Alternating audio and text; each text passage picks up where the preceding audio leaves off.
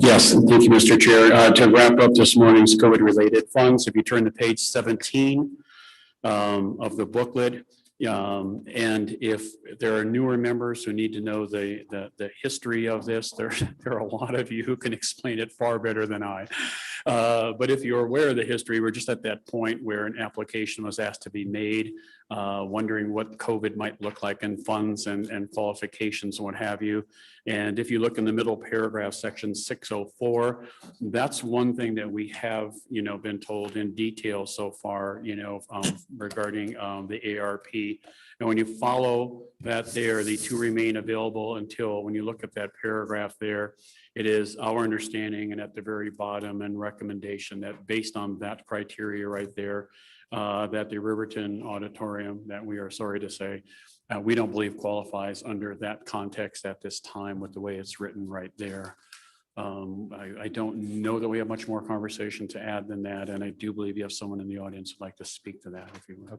Okay, before we do that, I would like to call on either our past chair or co-chair regarding, I know there's new members on the committee and frankly for myself, why I've heard a little bit of the history. This particular project was kind of a project that was in the making right when the state took over responsibilities and there wasn't enough funding to build the auditorium and at a later time, I believe the funding was available and then re-pulled. So could those of you who have some more knowledge and history on the subject, enlighten us?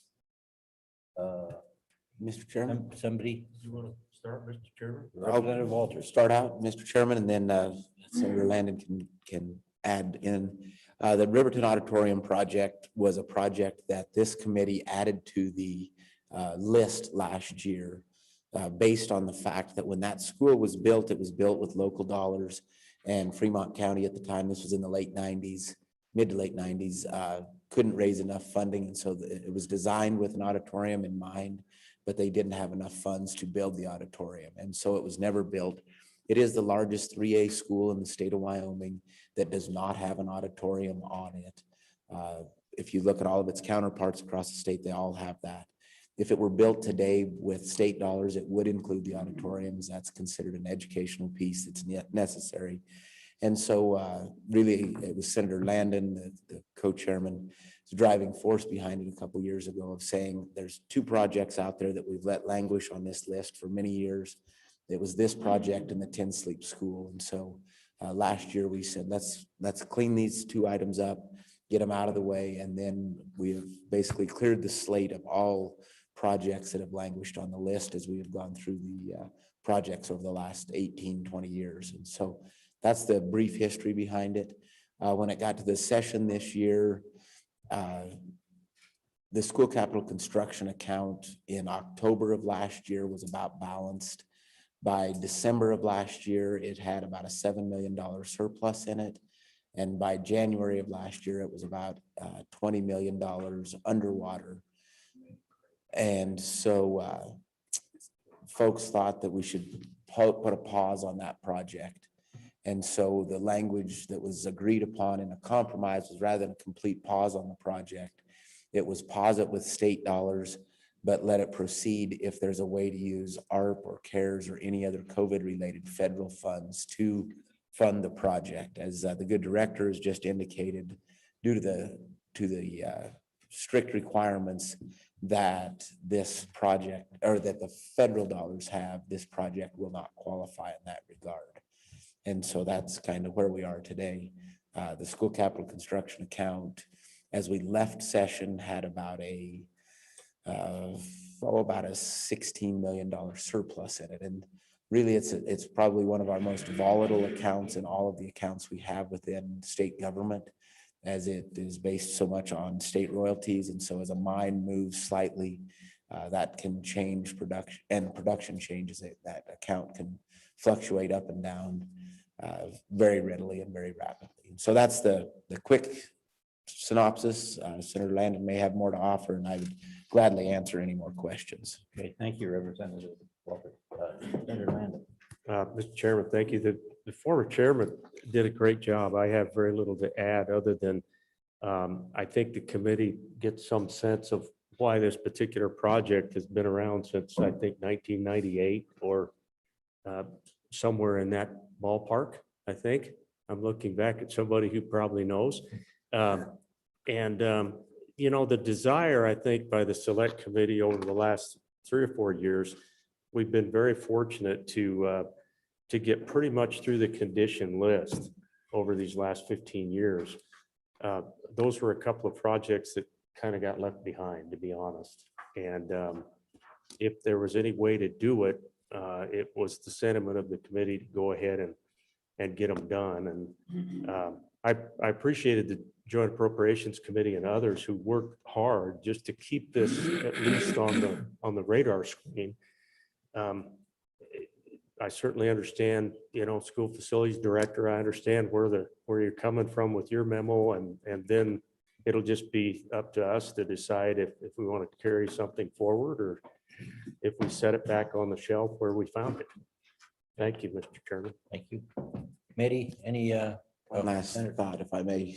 Thank you. Representative Walters? Thank you, Mr. Chairman. And with that, it's something that I would encourage this committee to take up again and get it back on the list with the whole goal of cleaning up these outstanding items that we've seen over the last 15 or 18 years so that we can have things tidied up and be moving forward with a clean slate. And so I would encourage this committee when the time comes to put that project back on the list, just to be funded as it was originally intended through the state.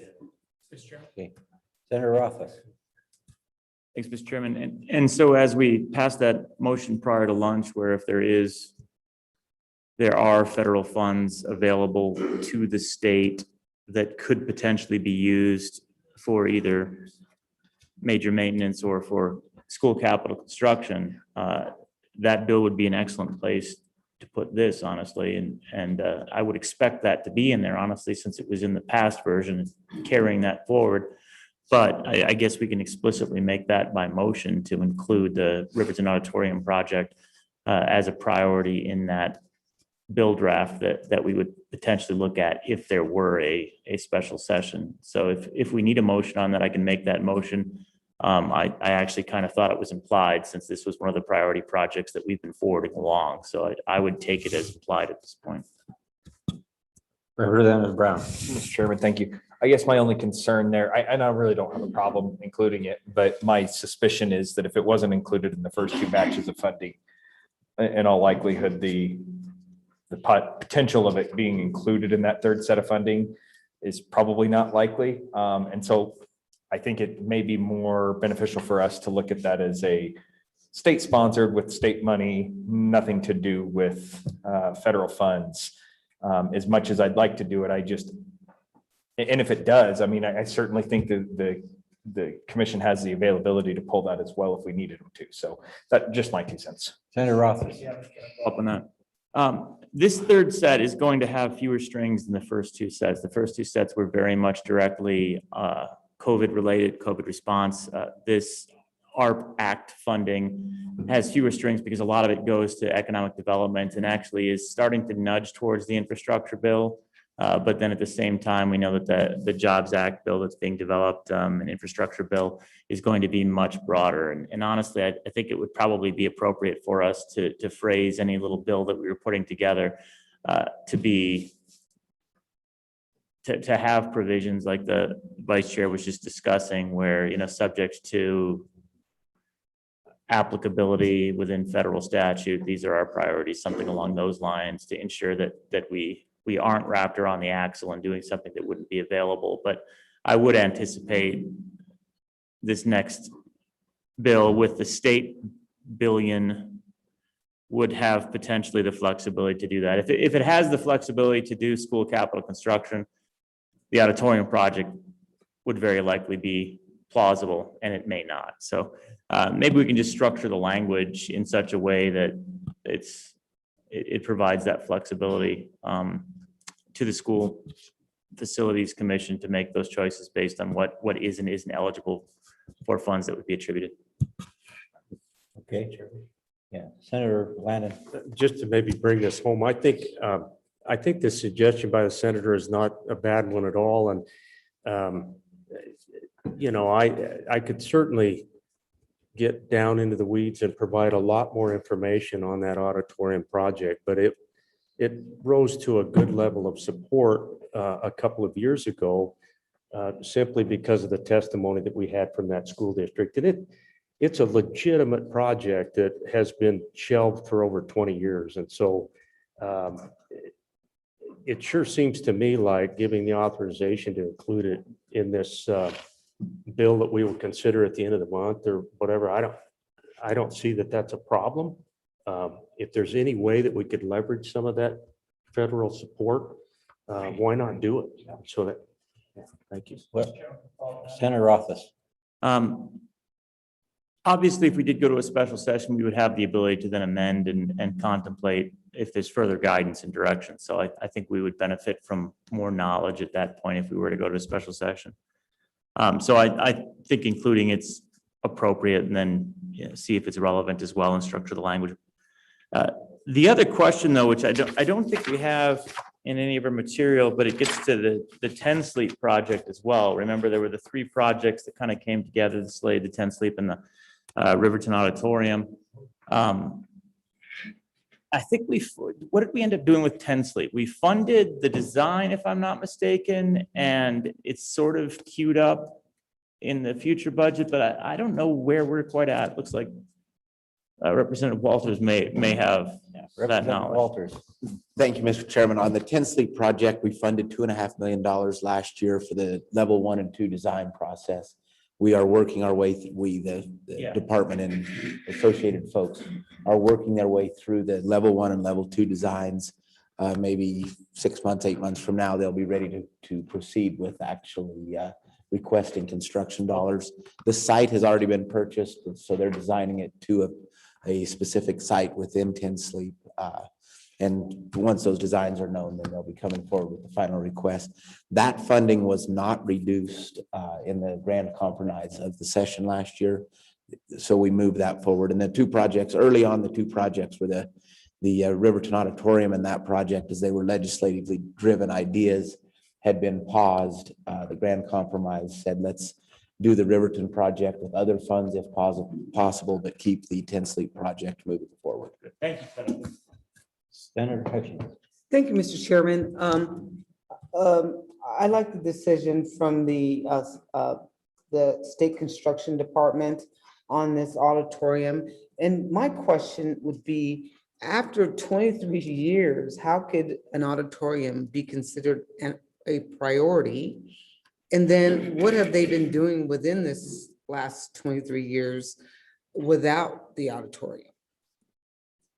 Well, I'm sure we'll have someone speak to that in a moment. Thank when you, I- Mr. When I Chairman. open it to public comment, but first any other questions from the committee? Mr. Chairman, I'll partially answer the Okay. question that was just asked. Thank you, Mr. Chairman. There is a community college based in Riverton, and so they will use that space when it's available. The issue is that college uses their space on a regular basis, and so it makes it very difficult. They have hosted things in their cafeteria to well beyond capacity crowds and things of that nature. And so really it just becomes an issue of the space is not adequate for what they need. And why has it been a 23-year or multiple year issue? Well, it's been asked for and requested numerous times in that intervening time period, always to make it almost to the finish line and then get shuffled off to the side. And so that was why this committee a year ago decided to try and make this a priority to clean it up, partly because we were tired of seeing it come before us and come to the finish line to not cross that finish line. Let's get it cleaned up. So it hasn't been something that has been forgotten, ignored. It just hasn't quite made it to that finish line. And like I said, as the community college in that community becomes busier, the ability for them to share that space has been greatly reduced. And so it has started to affect the educational programming that the district can offer through that school. Thank you, Mr. Chairman. Just a quick follow-up. I don't know about building schools, but what happened? That it was built without an auditorium? Senator Lang. Just to give the former chairman a break, Mr. Chairman, We could ask the director. so you go back to the 90s when that was built. That was under the old bond issue format, when communities built their own schools. And as the former chairman pointed out, that money that was made available through that bond issue, they ran to the end of the rope, and the auditorium was not allowed at that time. It was about the next year or two that Wyoming went into this new statewide system of taking care of schools. And so it has languished at the back of the list for that long period of time. And as the representative pointed out, it's become a teaching and learning issue there in the school. It really does diminish the ability in communications and drama and other activities. And I know you'll probably hear about that. But anyway, so that was built before we do things the way we do them now. Quick question. Follow up on that. Okay, Representative Brown. Thank you, Mr. Chairman. So I guess my quick question, just kind of maybe to follow up on that, we're talking 23 years. The life expectancy on that school. So we add on an auditorium as a brand new structure. What does that do for the life expectancy of that school if we were to include this and bring it forward? I'm just kind of curious how that would play out in the ultimate replacement schedule of that school. So regarding to the major maintenance calculation, is that what you're looking at? Or- No, actually Okay. in the replacement of the school. Okay, so I was, not that this will more exacerbate things and help, but we were just checking our records because I was wondering why that then, just like Senator Hutchings, what the history of it was. And we've had a lot of people in these chairs over the years. The school was built in 1981. That's what our records are showing. So the language that you're referring to is 81 to the 90s, without the program component of it, and not having that program, which is an important part of that high school. And then there was the bond measure and all that did or didn't happen. And then everything else that you've all shared. So when we talk about language, we're in the 40th year, right? And then I think that's, to your point, there we are with the school out there, and yet an auditorium that's not there. So go Troy, if you'd like. Troy's looking at our database comments right here. Troy Decker, if you have not, I've introduced him so far. So thank you, Mr. Chairman. Troy Decker, Planning Supervisor, State Construction Department. So looking at our FCI score, Facility Condition Index, it's a 0.2, which is in very good shape. Foundations are in excellent shape. You have very few poor condition. Stair finishes would be poor condition, but maybe some rainwater drainage. But other than that, everything is good, excellent, or fair in that building. Perfect. Thank you. Okay, committee, any further questions or comments on this topic? Department, anything else that you'd like to share with us before I go to public testimony? No, that was it. Just that, I agree with your point. I understand what the auditorium is to a high school and to the community, and we've gone a long time without it. To anyone who also might be listening, it just sounds like a standalone project because it's called Riverton Auditorium, but it's very much integrated into that, and it's been missing that for even longer than we all thought, back to 1981. So I just wanted to share that out. Okay, thank you. Okay, Senator Hutchins. Just real quick, Mr. Chairman, is this a high school, junior high school? High school? Okay, thanks. Thank you. Okay, I'll open it now to public comment. And I believe Ted is still with us and would like to make a few comments. Ted Mr. May, Fremont please. County School District. Thank you. Everything I've listened to so far is what my understanding is also.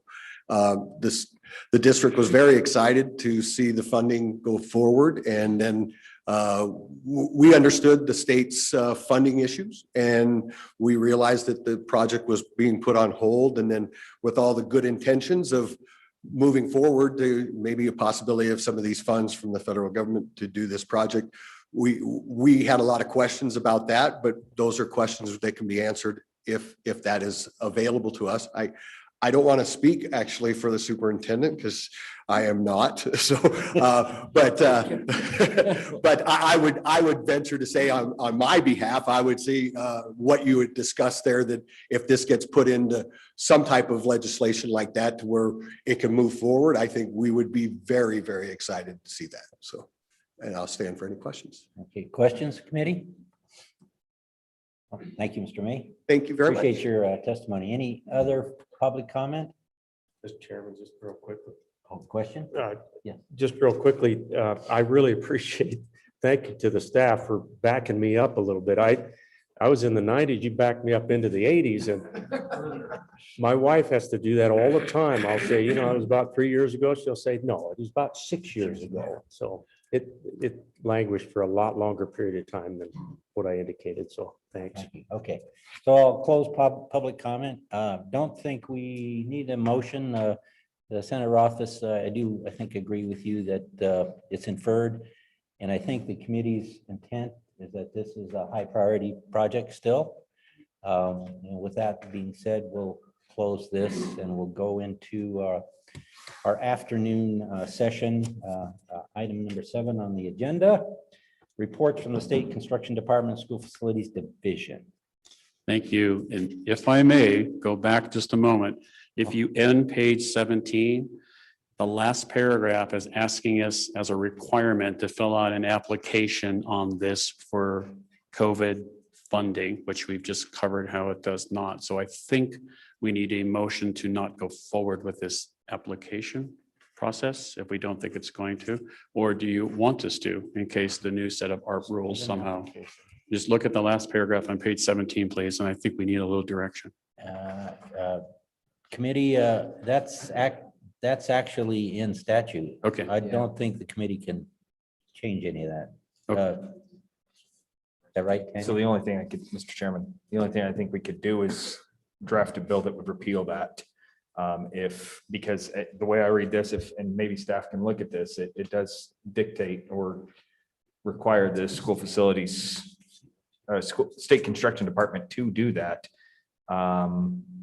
What does staff have to say? Mr. Chairman, you're exactly right. It's mandatory. It's not permissive. So we would need to draft a bill. So if, well, what's the harm in submitting an application, I guess? All they would say, well, I don't know what the application is, how detailed it is, but all they would say is no, right? It is detailed, but we'll go forward. I just, I didn't want that hanging out there and like with us not knowing what our next move is. Is it a big effort to submit an application? It is. Okay, well then. Mr. Chairman, I'd motion to draft a bill for consideration to repeal based off of this discussion and have staff, I think. Okay, we have a motion by Representative Brown and a second by Senator Cost. Discussion committee? Senator Rothfuss. Was this a separate bill, a standalone, or you could easily do this through a little provision in our other little catch-all if you wanted to? Just repeal. Yeah, just have a repealer in the catch-all. So I'm okay can with we that. consider this an amendment to the other bill? Or Yeah. the other, Tack it on. tack it on? That works. Okay, any other discussion? Seeing none, all in favor, say aye. Aye. Those opposed, say no.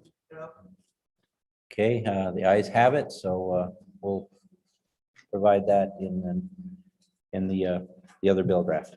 Okay, Thank you, Mr. Chair. so we'll close that. Now we'll move to, Okay, if we can move To the- on to to the tab report. 2, page 18.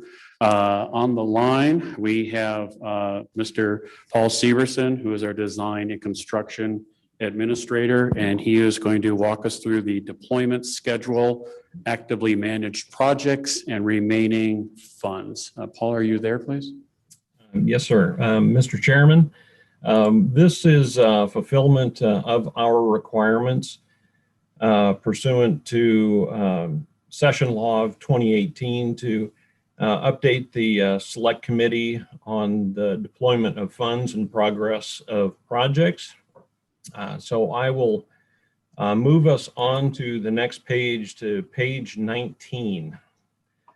This is the actual schedule itself. Mr. Chairman, I will give just a bit of a description of how to read the schedule and how it's assembled.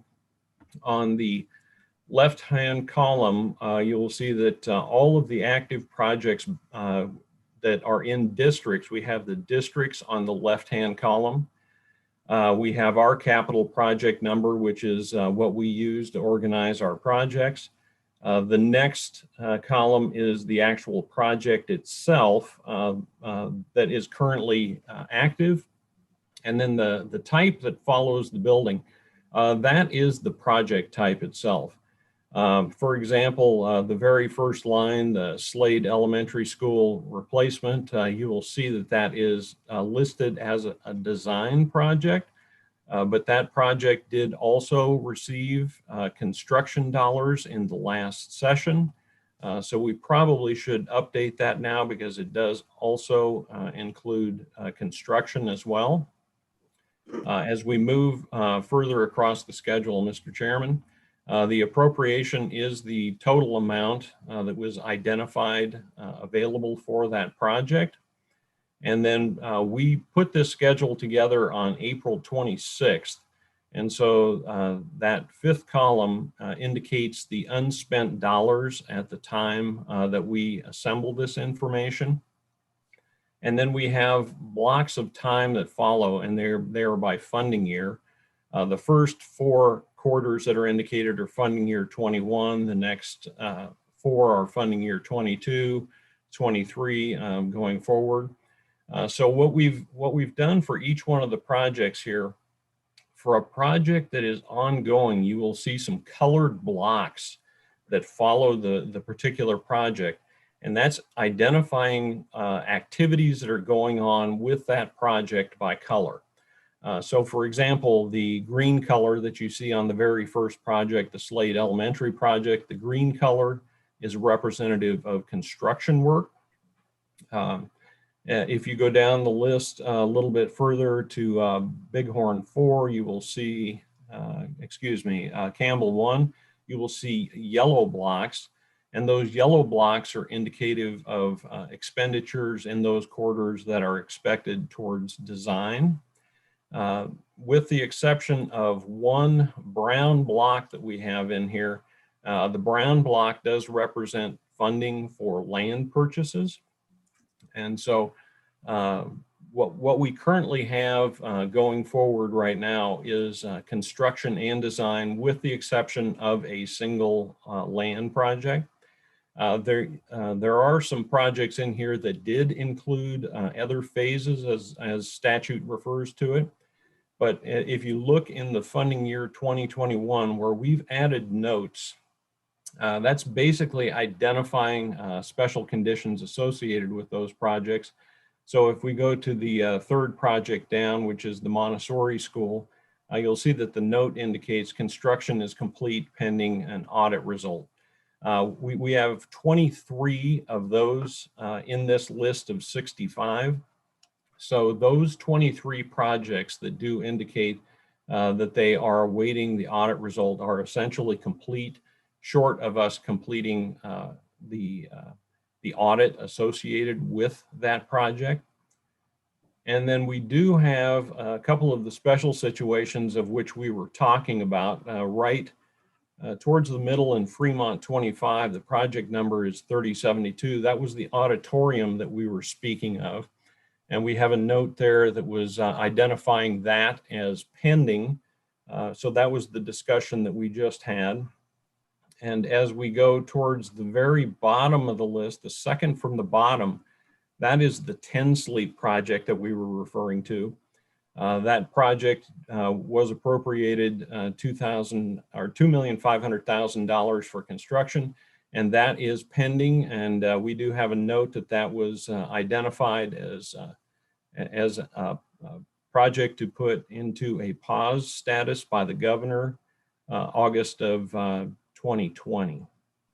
So this chart in whole, when you take a look, shows the deployment as time progresses. So most of these projects will be completed in the time period of approximately 2023, the middle of the funding year for 2023. Towards the very bottom of the chart, you will see that we have one line that is for security. And this is for the 2 security appropriations that were made available by the legislature, one for 9 million, one for 3.95 million. Those dollars continue to be deployed over time by districts. The monies are at their choice, at discretion. So we had 1,500 different potential projects that those could be put towards initially. We expanded that list now, and it is a much larger list that they can put those towards. So we're indicating that over time, the full expenditure of those dollars is expected, but that is something that will continue over time. Mr. Chairman, then if we move to the next page, page 20, we have a bar graph here that basically indicates over time the deployment of those dollars. So we can see in quarterly allotments, the anticipated deployment of those dollars brings us to that mid funding year 2023 kind of level to the current dollars that we have that we are deploying that would be deployed at that time. So that gives an overall picture of the type of deployment that we are looking at this time. So, Mr. Chairman, at this point, I would ask if there were any questions that I could answer or any particular projects that you would like initial additional review on. Committee, any questions?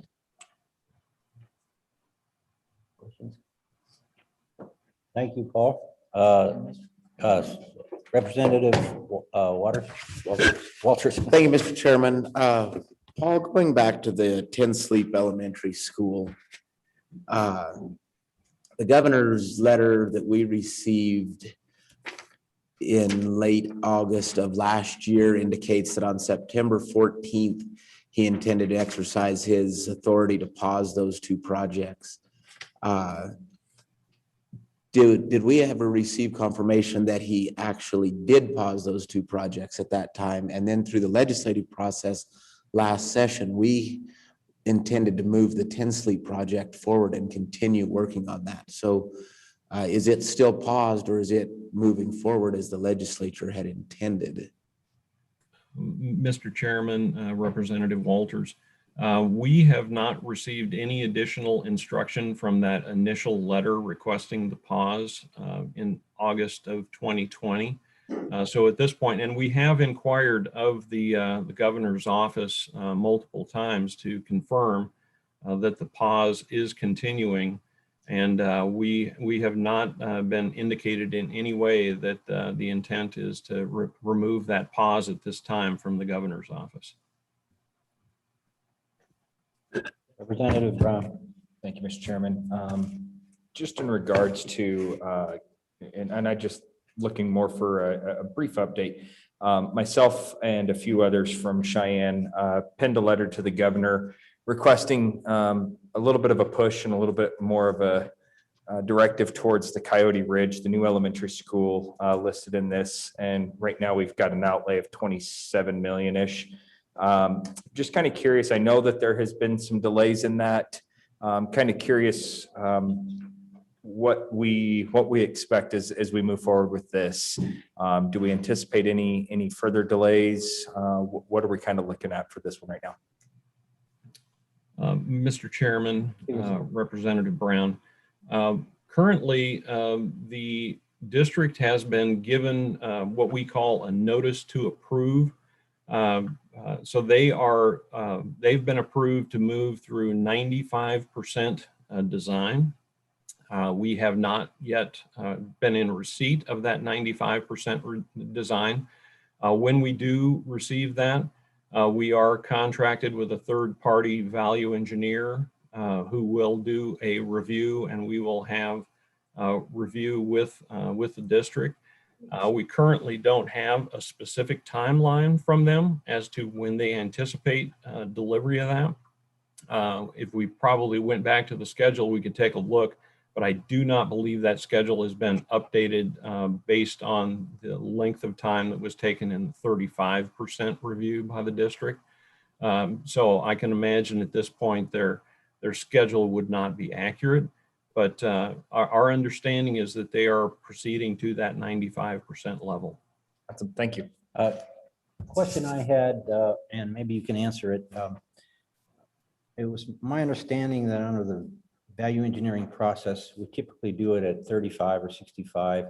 At 95% things, why are we doing another VE at that point? Things can't change then. Things are really set. Director, can you enlighten me?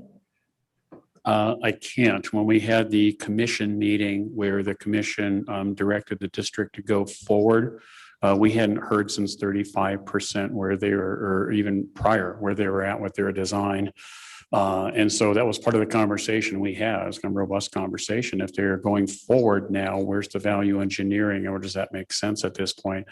In terms of Paul's comment about where they are against their 95% set, I spoke to the district last week, I believe it was, and they're busy meeting with the city. They're trying to figure the offsite out. It appears to be a whole lot more money on the offsite improvements than it's going to be from our calculator. And my guess is that has to do with how you finish landing the onsite work within that total budget parameter on what that offsite's going to be and how to get some remuneration for that.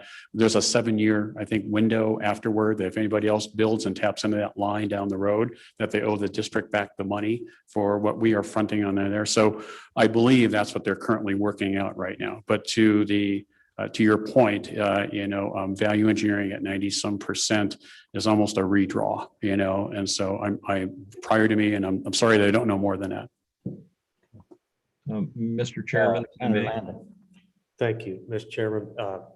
Paul and Director, maybe you can help me with this. I apologize. I couldn't really hear the presentation very well. Can you tell me again where we stand with the 10 Sleep project? Representative Walters asked a good question. Was that freeze implemented that the governor talked about? And if it was, I thought that our legislative action this year took that freeze off. And so where are we with 10 Sleep? So I'll speak to this the best that I can. It's all before me. It was a concern and a question I had as well, because I see I'm in receipt of the August 28th saying that on September 14th, this action is going to take place. Our team has told me that we have not, and I heard about the January and there was a go ahead.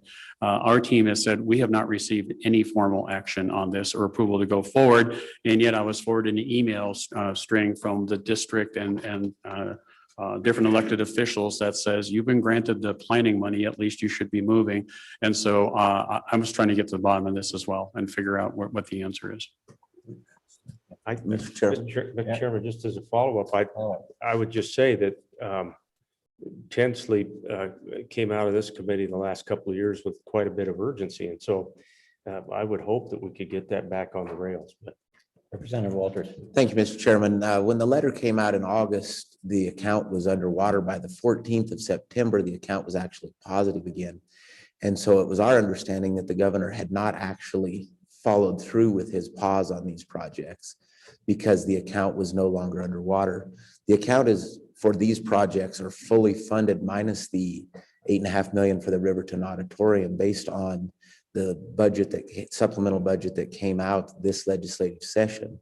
So to me, it makes sense that this project should be moving forward because it is paid for, because the account as it was approved is fully funded. Our next round of projects, the funding level would then be what it would be at that point in time. And so I think, Mr. Chairman, it would be good of you and the vice chairman to send a letter to the governor's office indicating that it's high time that the department gets to work on this planning project because it is funded, and we would like a little clarity as to why it has not been moving forward, because the money is in the account, has been in the account, and no action was really taken. And I think it kind of fell in a gray area because we didn't receive the confirmation that it was fully paused. And like I said, what information we had internally was that because the account became positive in the intervening time, that the governor then was kind of backing off his desire to slow that project. And so,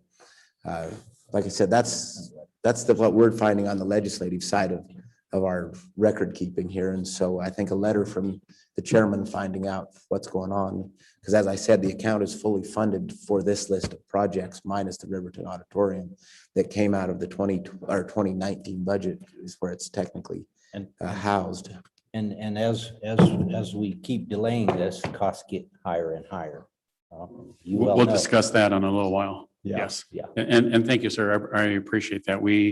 We're constantly, our department, and I'm just wired this way, is I look at the end date when we cut a ribbon and move it backward, right? Until today. And I'm looking at construction costs. I'm looking at everything, lack of program. And so I always have an urgency to get things approved, funded, and moving. And here in Wyoming, our urgencies are heightened by our construction season, which tends to be shorter than on the West Coast. So, okay, committee, any further questions? Paul, did you have any other input? Mr. Chairman? Oh, excuse me, Senator Rothfuss. Thanks, Mr. Chairman. I think we should take action on Representative Walter's suggestion and actually do that by motion. I think it would be appropriate for the committee For to the ask letter? that letter Sure. be sent to the governor in support of expediting the 10 Sleep project, releasing those funds. So I'd make that as a motion. Second by Senator Landon. Any comment on the motion? Question. Hearing none. All those in favor say aye. Aye. Opposed? No? Okay, so we'll draft a letter. I'll get with staff and we'll come up with the appropriate letter. Thank you. Yeah. Okay, Director, please continue. Okay, and Paul, thank you very much for your update, and please hold on. We're going to roll to the next part. If you turn to page 21, we're going to start to explain the budget, where some of these we might, if you have questions, we might need Paul to answer some of them. I'm going to hand this off to Laura Anderson again, who's our Planning and Finance Administrator, to review the budget. And so, Laura, go ahead. Good afternoon. So just wanted to go through with you what the process is that we go through in order to put the budget request together. And we're actually doing, you're getting a preview that the commission hasn't even gotten yet. So we're going to make sure that that's clear, that you know that they haven't approved that, and these numbers are subject to change based on approval of the commission. So the School Facilities Commission is required annually, not biannually, but annually, to submit budget recommendations for projects and school capital construction financing. So how that process generally works is we put together a list of possibilities and potential requests. We go through that with the School Facilities Commission at their June meeting, which this year is June 23rd, but your meeting is June 3rd. So we're kind of bumping that up a little bit on the list. And then they consider those options. They may give us some direction or ask for more information. And then in their July meeting, which is I think usually around the second or third week of July, they would then vote on what requests and how much they want to go forward for those requests for school facilities. And we would then proceed through the budget, for the budgeting process with the state budget office and the governor's office and so on and so forth.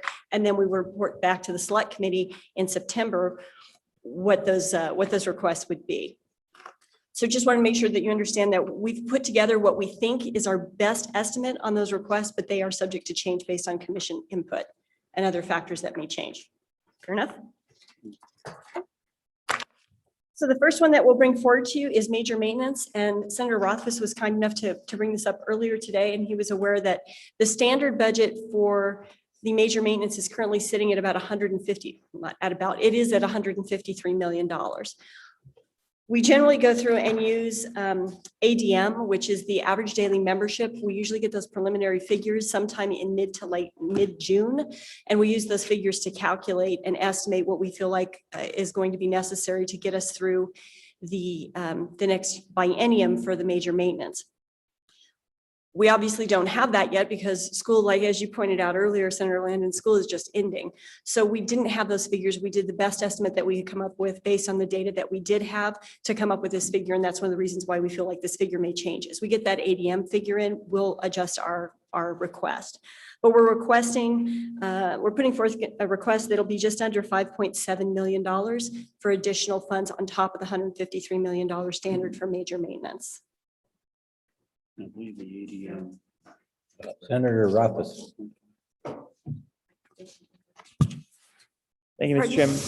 Chairman. On the major maintenance, I do have a couple of questions before we move on. The first is, am I correct in my recollection that that's at 2% is where we ended up setting that when we came up with the budget number? Yes, sir. That it's based on a 2% current replacement value, or CRV. And Mr. Chairman, follow up on that, then getting to the ADM calculation, this has always been a bit of a conundrum where ADM enters the major maintenance calculation, even though the building sizes don't change very much from year to year when ADM changes. How much of an effect is that expected to have? Is the request of the 5.6 million based on ADM projected adjustments? Generally speaking, we use the ADM, the preliminary ADM figures for June, that, as we stated, but in absent of those, we started looking at how we would make an accurate estimate. In statute, we're required to make an estimate, but it doesn't prescribe how we make the estimate. When we're calculating the payments for major maintenance, we are required by a specific formula, which requires us to use ADM.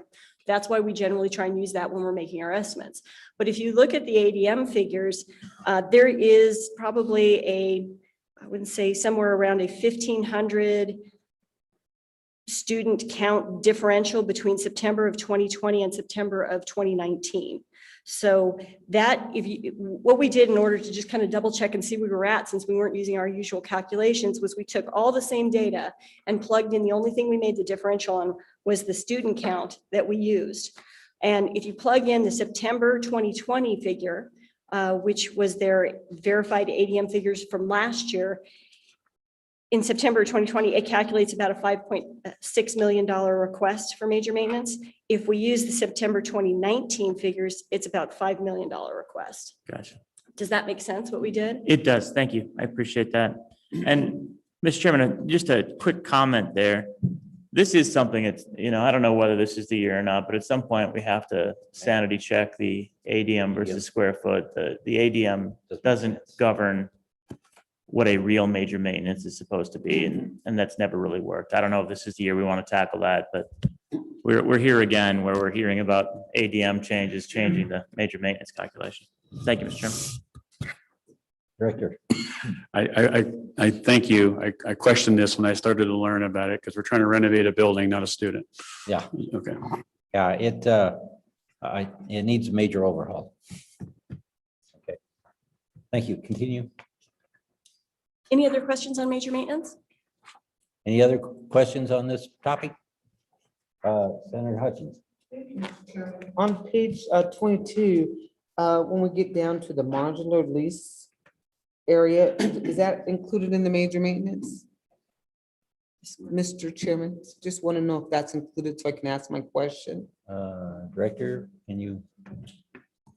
Yeah, please restate the question. I'll make sure we're following you. Yeah, on page 22, you have a section, it's in white. There's white, blue, white.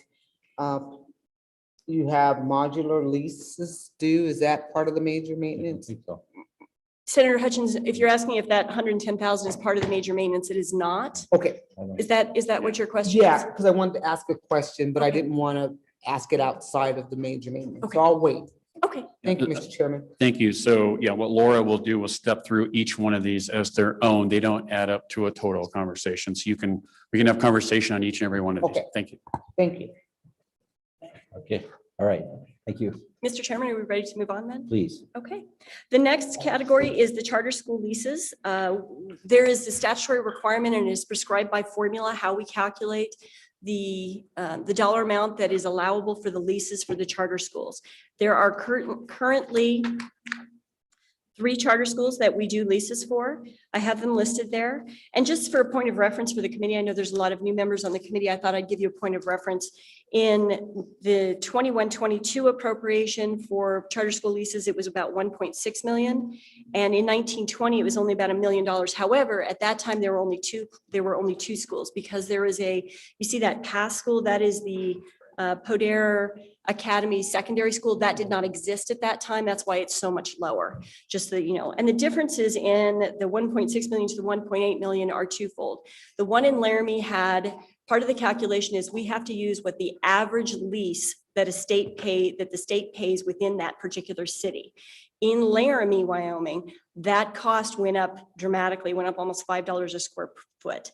And the reason being there aren't very many leases there, and they had 2 leases, one for DFS and one for workforce services, that shot way up. And so that went from, I can't remember the exact dollar amount, from $18 and some per square foot up to $24 a square foot. And so that's why you see such a big increase in the Laramie one. Then in the Cheyenne schools, passes, or I'm sorry if I can't remember if it's Pass or Poder, has a 12,000 square foot addition that they're currently working on. And we have to plan for that, because this is one of those requests that's only during the biennium, just like major maintenance. There are some things like projects that we ask for every year, but when we're planning our actual budget, like more of an operationals budget, we only ask once per biennium. So we have one shot to come to you and ask you what we need for the charter school lease.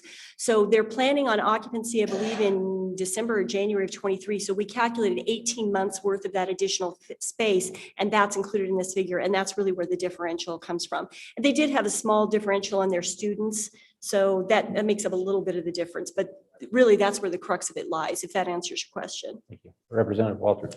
Thank you, Mr. Chairman, and great information. And just to add on to that, for the committee's sake, for the newer members, on a charter school, the first 3 years of the charter school, it's up to the district to pay for it. And after that point, then it becomes the state's responsibility. And so that's why the good presenter offers that 2 years ago or 3 years ago, we were at about $1 million or just a little bit over.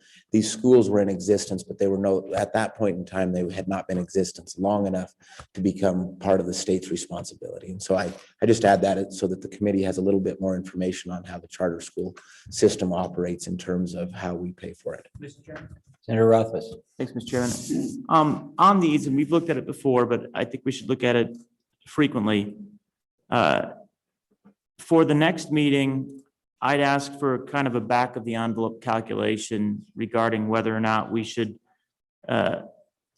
be bonding with this amount of money and building new schools and owning them. I mean, basically total cost of ownership over a building lifetime concepts, and then comparing these lease rates with if we owned the schools.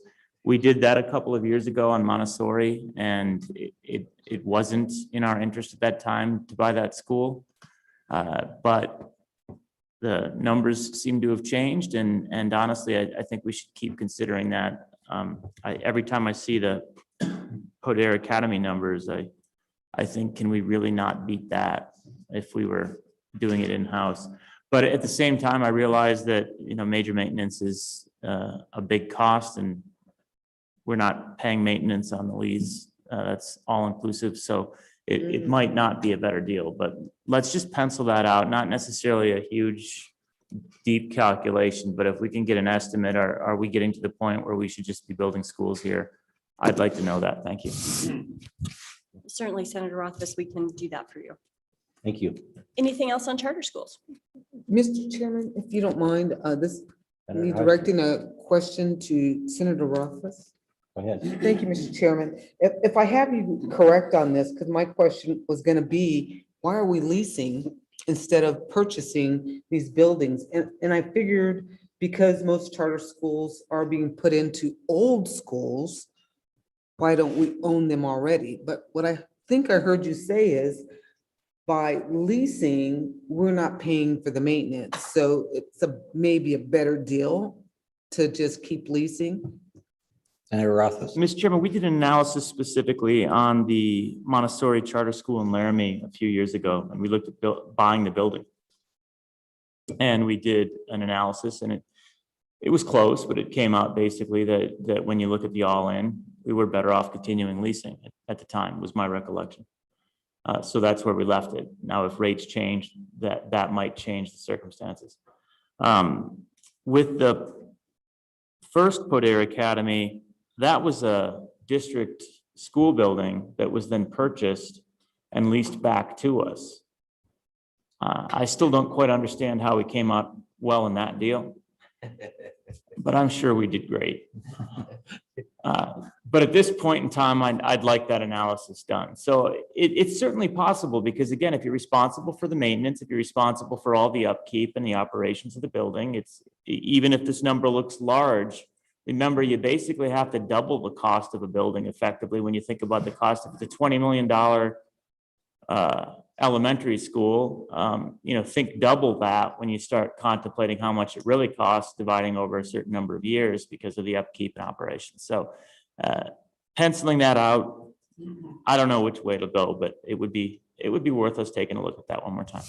Probably every couple of years, really. Well, looking at a facility that already has a school in it with a landlord already, that landlord, if he knows we're looking to buy, we really don't have a negotiating stance. It's going to be a pretty high number. We're the committee that can build a new building.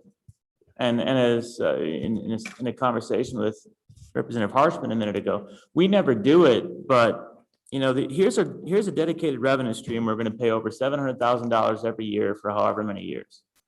If I were to bond as the state of Wyoming at the current market rate, I could get a whole heck of a lot of money for $700K directed revenue over a period of time. That's shooting fish in a barrel right there. So this might be a horrible deal for us. Those are the kinds of things we should consider. And I realize the state of Wyoming doesn't like to bond at this point in time. I've been advocating for it for a decade and haven't gotten very far with that. But that's when you're doing the cost of capital. That's what we should be contemplating is what we could get if we were going to a bonding issuance for 700 plus 7. So, around $1.5 million a year of state obligations.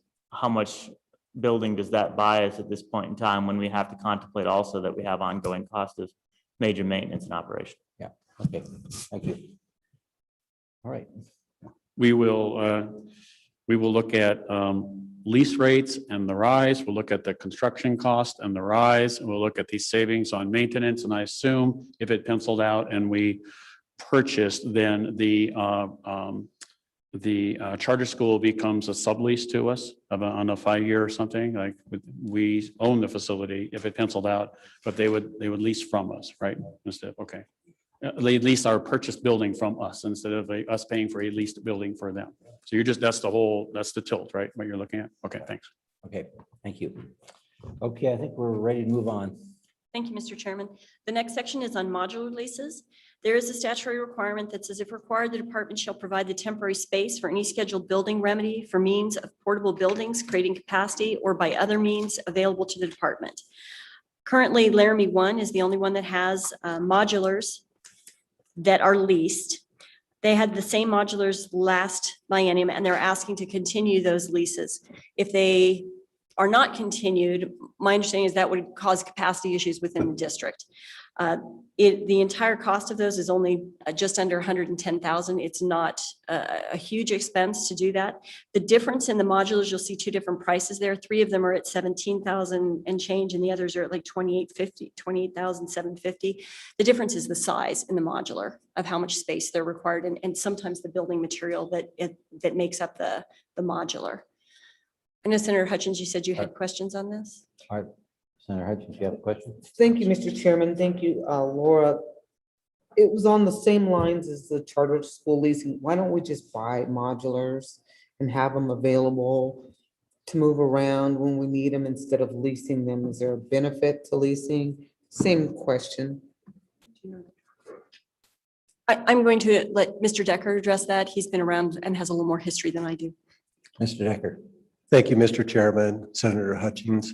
The commission's gone through a lot of years of looking at the feasibility of modulars and even the state buying them and then owning them and then transferring them and setting them up. I mean, it literally costs 150, 200,000 just to set a modular up, let alone own it. The determination was obviously a modular is a short-term solution, not a long-term solution. And I think the commission came to the conclusion that it really is in the best interest of the state to keep the short-term solution as the forefront of thought, and then to pay those leases in a short term as much as possible in order to have a permanent remedy for that capacity issue. So that's kind of the progression of thought. Now, I know modulars, while you may say they're temporary, there's modulars out there that have been there for a long time. They are permanent modulars. And do we, so these are five that are being leased. Are there ones that we do own? Senator Pappas, I am not 100% sure, but I believe there are some that are owned or they may be owned by the district. When I first started here about 2 years ago, they were in the process of going through and retitling and assigning the modular titles from the state to the district. I believe, if memory serves, please don't quote me on that, but I can have staff double check on that and let me know. All right, thank you. And I would just, I'm sorry. Excuse me. Thank you, Mr. Chairman. Just following up on that modular lease question and to try and help Senator Hutchings. This is a project that this committee took on several years ago to clean up the number of modular leases. And if memory serves me correctly, to purchase these last few that we're leasing, the way the lease contract was set up, it was not going to be cost beneficial to the state of Wyoming to purchase these. Others that were leased in the past, that it was to a financial benefit to the state, we have purchased those. And then, as Laura mentioned, have given that title over to the districts. And so there are multiple modulars throughout the state of Wyoming. They're all considered owned by the district, just as if we were to build a brick and mortar building. The state may pay for it, but it's considered owned by the district.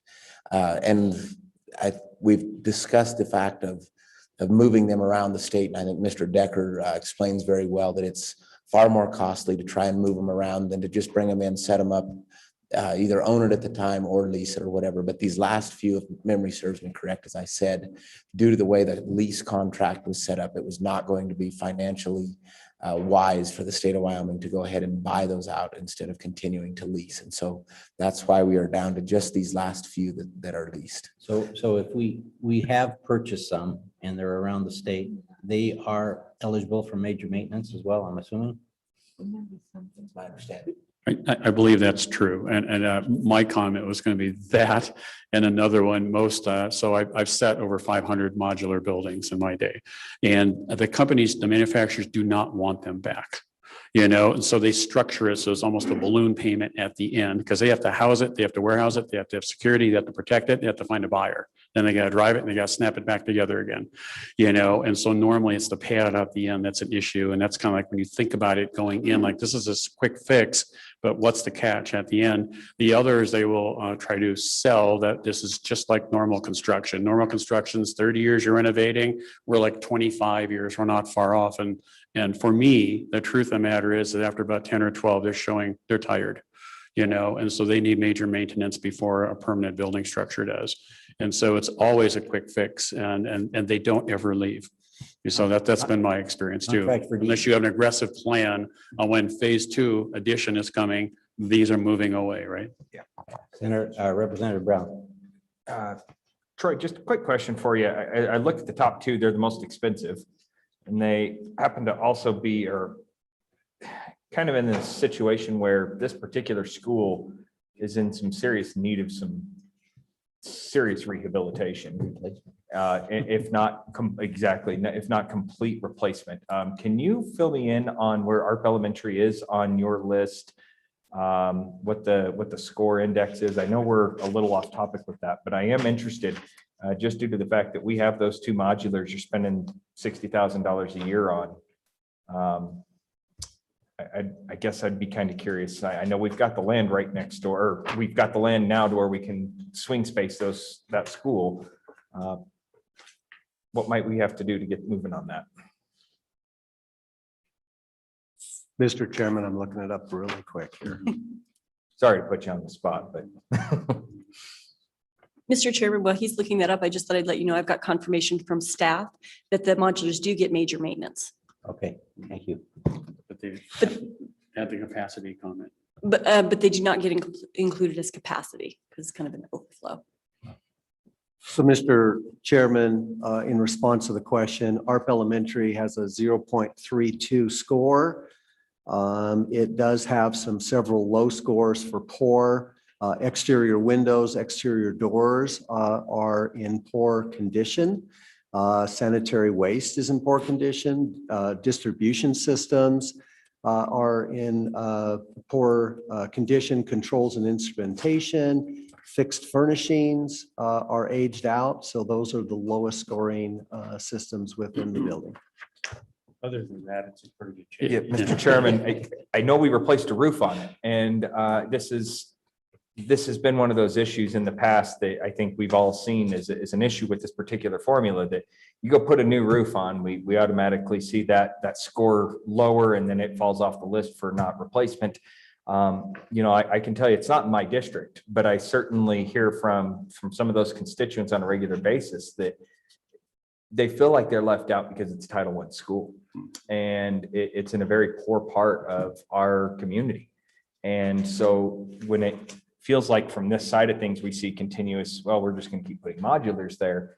It doesn't feel like there's a ton of direction put on that. So I think it may be something that I'd like to sit down with you guys and also Laramie County 1 off meeting here to discuss this a little bit further, because ARP is feeling it, and so are the kids, and they're not in a good conducive learning environment. And we cannot continue to look at this and just go, well, it doesn't quite fix, as the good senator from the center of the state here just said. Other than those 7 or 8 things that are horribly conducive to, or substantially conducive to a good learning environment, yeah, we're in great shape. So I'd like to sit down and talk this over with you guys, please. Senator Hutchins. Thank you, Mr. Chairman. This kind of goes in relation to what we talked about on page 1.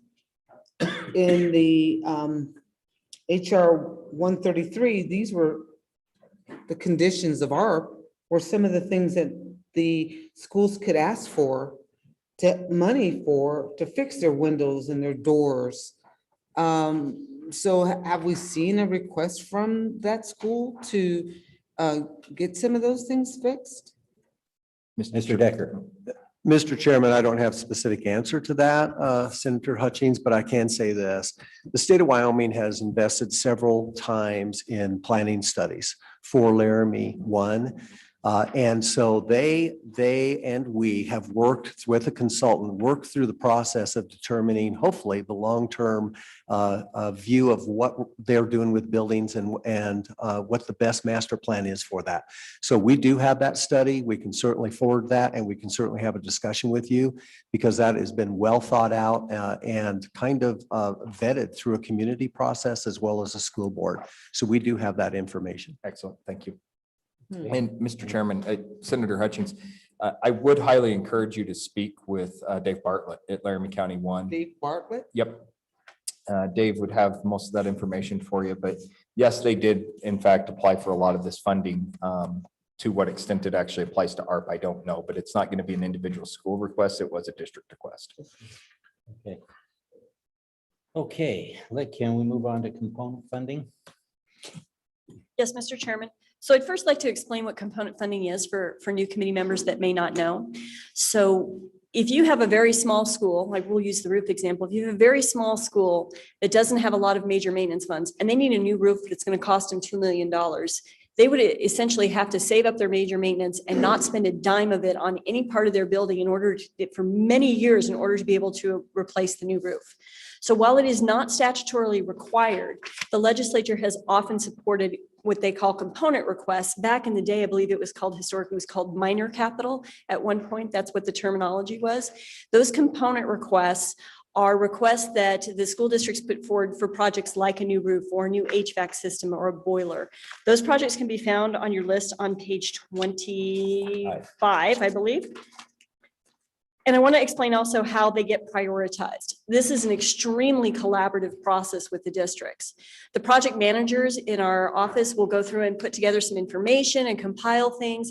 The districts, when they want to do a component project, have an application process that they submit. They have to go through and analyze what amount of major maintenance they could put forward to the project.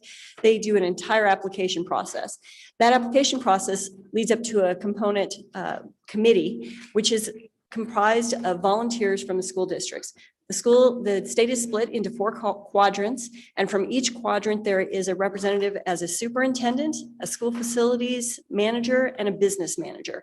And that committee of 12 will then go through and analyze each of those projects and prioritize and rank them. And that's the way that this list comes out to us. We don't rank those projects, that committee ranks those projects. Can I ask a question? I know Sure. our budgets are annual budgets. I noticed this is a biannual budget Correct. on the request. Can you explain that? Component projects are generally considered something that you would do as a biennial request because they don't really meet a supplemental. Generally speaking, from my time at the budget office, I'll tell you that a supplemental budget, unless it's statutorily required, is only for things that are emergency in nature. They're not supposed to be kind of, we want to do this just because we want to do this. They have to present a valid reason or an emergent situation. Component projects don't necessarily do that. We know what the list is and we present that list. And at the biennial budget, we're given an amount to cover however much we're given to try and get down as far down on the list as we can to cover those component projects. It seems to me that if we are on an annual budget for everything else, that one ought to be an annual budget as well. I don't know, maybe I'm missing something, but go ahead, continue. So our recommendation is that the commission were to ask for around $13.3 million, which if you go down the list on page 25 would put us around project 7. I will say in the past, there's been a few times where the legislature has put a footnote or something in giving us a certain dollar amount and asking us to go as far down the list as we can in prioritized order. For example, if the first project, which is $1.6 million on the list, came in and maybe they got it done for $1.4 million, we would take that money and roll it down to the next project so that we could continue doing as many projects on the list. However, that has to be directed by the legislature in order for us to do that. So that would be something that you would want to maybe consider. Do you have any comments, Jeff? Just that, from what Laura said, we can then look and group and get below, if we made it to number 7, we can't do it without your authority. We can't go below that and start to look at how to make sure we leave no money on the table and how to spend it all. So, yeah, thank you. Committee, any questions? Oh, Senator Landon. Mr. Chairman, thank you. Ms. Anderson, just a quick question back on page 23. And I'm sorry, it's not a significant amount of money, but I'm curious on a couple of the demolition points here. When you refer to Saddle Ridge, is that the Saddle Ridge in Laramie 1? You have Senator Landon, we told you at the beginning, we had 2 typographical or mistakes that are in the report. That is one of them. Well, And I'll how get to about that when I get I there. apologize for finding that. We'll come back to it. You get a gold star for that. Yes, So we're trying to wrap up the component First funding. one We're I've going to ever come gotten down to on this. this committee, so thank That's you. one of our 2 oopsies. Okay, Were there any other questions on component funding that I could answer for anyone? committee? Okay, we're on planning funds. Mr. Decker just informed me staff has provided us an answer on the lease versus own modulars. I'll let him speak to that if that's all right with you, Mr. Chairman. So, Mr. Chairman, looking at it in our database, we do have 63 owned modulars. A lot of those are rural schools. There are 6 leased schools. 5 of those are in Laramie 1, and one of those leased modulars is in Carbon 1. The question is, why isn't Carbon 1 on the list here? If memory serves, and I could be wrong on this, but we went through the facility plans. As we go through the facility planning process, we meet with every single district to go through their requests and their needs. Laramie 1 requested this and wanted to continue those, but we did not receive that same request from Carbon 1. Yeah. Mr. Chairman, I think just based off of what I remember from Carbon One with some of the closings of schools and stuff like that, that they've got going on over there, they may not be using their modular anymore. Okay, well, Might be worth it to reach out to the superintendent. so their intending is to drop the lease, their intent, who knows? Maybe we should find out. Okay, continue on. Please. Mr. Chairman, with your permission, we'll move on to page 33, which is the, pardon me, Any fun? is it pardon me, 23, I didn't have my glasses. These are planning funds, and for the community's edification, pursuant to the statute, there are planning studies or remedies that need to be considered, including non-construction remedies that the commission takes into consideration when looking at a project. If a district presents a need, we try and look at the most cost-effective remedy for that project, whether it be construction or non-construction. These funds are a pot of money that the commission has access to in order to conduct those studies when they deem them necessary. We were given, historically, we've run around $300,000 of money, which we've run out of. We have about $100,000 left in the pot right now. However, we are aware of two things that may affect that coming up, which we're thinking will wipe out most of the pot. We have a school that is at 99% capacity. The commission is currently considering doing a Mercer study for that school. That would wipe out a considerable amount of it. And the other item that we are considering with this is that the state statute requirements changed this last session, and we're required to come up with a prioritized list that includes both a combination of condition and capacity. When we do that listing shift, we don't know which projects will come to the top or which ones may fall off of that, or what studies may need to be done to consider remedies. So we're asking for a refill of that pot of $300,000 to give the commission some leeway to address needs as they find them. Okay, so for a little bit of reference, I suppose it depends on the project size, but what's your average Mercer study costing? I mean, the last one I saw was like $200,000. I was trying to come up with an average myself and couldn't really do it because it really depends upon the size of the project and where it's at and what the needs are of that particular project. I would say running in general, they can run anywhere from like $40,000. We had one that was like $127,000. So it was really hard for me to discern that, to get an accurate feeling of that. So if we fill the pot and we do 400, you got about 400,000. We're looking at maybe 3 or 4 studies, Yes, sir. maybe 5. Who Yes, knows? sir. Okay, Mr. Chairman, all right. just briefly, so you mentioned that you guys are looking at potentially doing a Mercer study for the 99% capacity, but then we also are recognizing that things changed last session. Could we make sure we don't do a Mercer study that we're going to have to turn around and go back and do another Mercer study with the changing conditions? Would really. Yes, sir. That would be a point of discussion with our commission. Okay. We're just going off of the current list. This is where we sat, and this is the one school that might qualify for a Mercer study. But then the other issue that we have with the Mercer study is that condition list. We have to go through and figure out how to do the list and how to combine it and what's fair and go through all of that. And there's no way we'd have that done in time to present budgetary requests for the 23-24 biennium, which we had to do for this meeting. Perfect. Thank you. Does that make sense? Yep. Okay. Absolutely. Senator Costa. Thank you, Mr. Chair. I'm not sure who can answer it, but in looking at the demolition We're on the third one down. not on demolition. yet. Oh, Okay. Hey, hold your I'll hold that for a thoughts till second. then. Senator Roth. Easy, big fella. Easy. Thanks, Mr. Chairman. One thing that I'd just ask of the commission, actually, as we're contemplating the new system and trying to integrate the idea of condition and capacity again and suitability. It's important that if we've already started moving down the road on a project and already started spending money, that we not unravel. And I think you've got enough flexibility that we won't need to backtrack. I don't think there was anything that was so hardwired in statute that the commission can't say, all right, we've already committed to this project, so let's go down to the road of this project. We've had that happen in the past where we unwound projects and put them behind other projects after already committing funds. Then you have to replan, then you have to redesign and have lost money that way. So that's just my request, that we not backtrack on anything and shuffle at the top of the list effectively. And we know that the list shuffles down below a ways, but if we've already committed to expenditures and started designs, let's not shuffle them out of the top of the queue, because we just waste money that way. So there's my request. Thank you, Mr. Chairman. Thank you.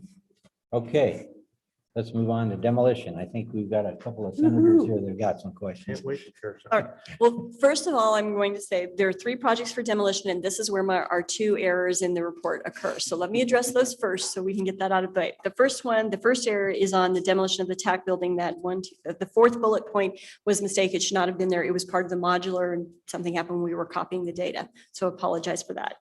The second error is on the 3rd project for demolition for the TAC. You can see the dollar amount matches the demolition, the exact dollar amount from the first project. That is it's an error on the TAC project. The TAC project is actually $3,997,583. I can repeat that number if you'd like me to, if anybody's taking notes. Can you say that again, please? I can. $3,997,583.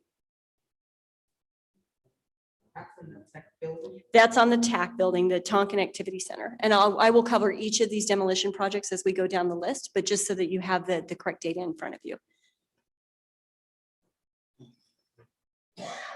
So the first project for demolition, as we've stated, we go through a facility planning project with each of the districts, and they bring forth the issues that they see and the remedies that they'd like for consideration. And one of the statutes that is out there actually directs us to try and right size the districts, because we want to make sure that there's not a lot of excess square footage out there, because then they're not getting their major maintenance. It's not being taken care of. And we want to make sure they're taking care of the square footage that we have. So eliminating excess square footage is one way to do that. So for the first project, which is in Goshen County, it is a tech building at Torrington High School. It is about 3,154 square feet in the district. The high school is currently sitting at 71% capacity, so they have plenty of space to deliver their basket of goods without this building. The building was built in 1964, and the 2016 FCI score was a 0.2992. Our understanding is it's got asbestos present in the floor tiles, the ceiling, the interior walls. It's a small little building that sits between the actual high school and their football and track field. So it's just kind of this odd little building. They don't really use it for much but storage, and they're worried about it actually could be a danger for somebody if they're trying to get into it. So their request is to demolition that building and for a cost of $238,852. Any questions on that one? Mr. Chair, with your permission, I'll move along. Please. The next demolition project that it was brought forth from the districts was the demolition of the Frontier Learning Center in Laramie 1. Some of you may know that as the old neighborhood facility. It's down on the south side over by Cole Elementary School, for those of you maybe that know under another name. This demolition would reduce the square footage by 11,608 square feet. It was purchased by the district in May of 2020 with commission funds. It was built in 1973. Originally, the district had planned to do a limited remodel to be able to use that space. However, when they started getting into it, they realized with all the code requirements that it was going to be a lot more expensive than what they had anticipated and had funds reserved for it. So at this point, the district believes that it would be more feasible to demolish the building than to try and remodel it. Mr. Chairman, Yeah. How much should we- Representative Brown. how much should we spend on that purchase? I'll have to grab that really quick. Pardon me. I believe it was in the neighborhood of $500 and some $1,000. Let me look that up really quick for you. And Mr. Chairman, while she looks that up, the second question would be, did we not fully vet the building to understand that we couldn't upgrade it before we bought it? It was $598,351.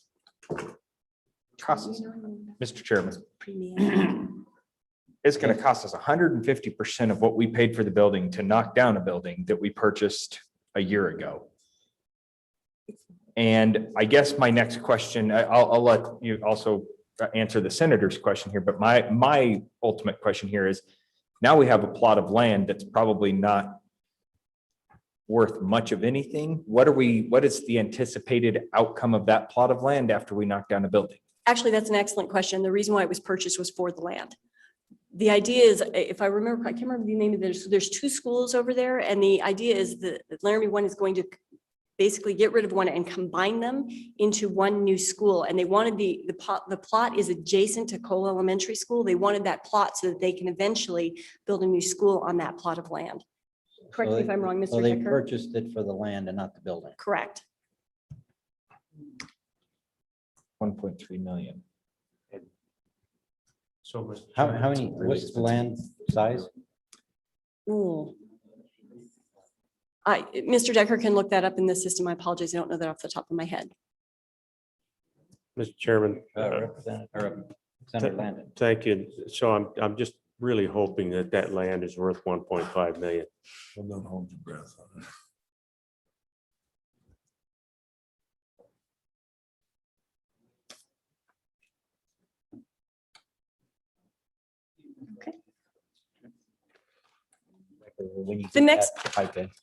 The next demolition project is for the Tonkin Activity Center. This one has been ongoing for quite some time. There was a Mercer study done back in 2017 looking at the building, and it was determined that that building probably was not going to continue on. And so they started moving programs out of the building. It is about 65,000 square feet in a district that currently has over 205,000 square feet of excess square footage. So this one at the 3.997 million, almost $4 million, I'll round it up. One of the reasons why that one is so expensive is I understand there's quite a bit of hazardous material in there. And the only landfill, or I can't remember what the proper terminology is, I'm sorry, I'm not a construction person, is that would take those materials has huge tipping fees. And in looking back at some of the other projects, because I was shocked by that number and we went back and took a look at it, we had the same problem with Jeffrey City when we did the demolition there. And Jeffrey City, you had to use the same landfill because they're the only ones that would take it. Just so you know, that's part of the reason why the cost is so high. Questions? Any other questions? Continue on. Okay. The next category is for land opportunity. This is a biennial request. We only ask for this once every 2 years. And this is akin to the planning funds for those of you that may not be familiar. We have a pot of money that the commission has access to so that they can take advantage of opportunities for something that comes for sale. Generally, it's speaking, it's to purchase land that's adjacent to a school building. So if there's an elder family member and she passes away and the family doesn't want to deal with it and it's right next to the school and they could use it for parking or something like that where they can get that building at that particular time. This gives the School Facilities Commission a little bit of funding to be able to take care of those purchases.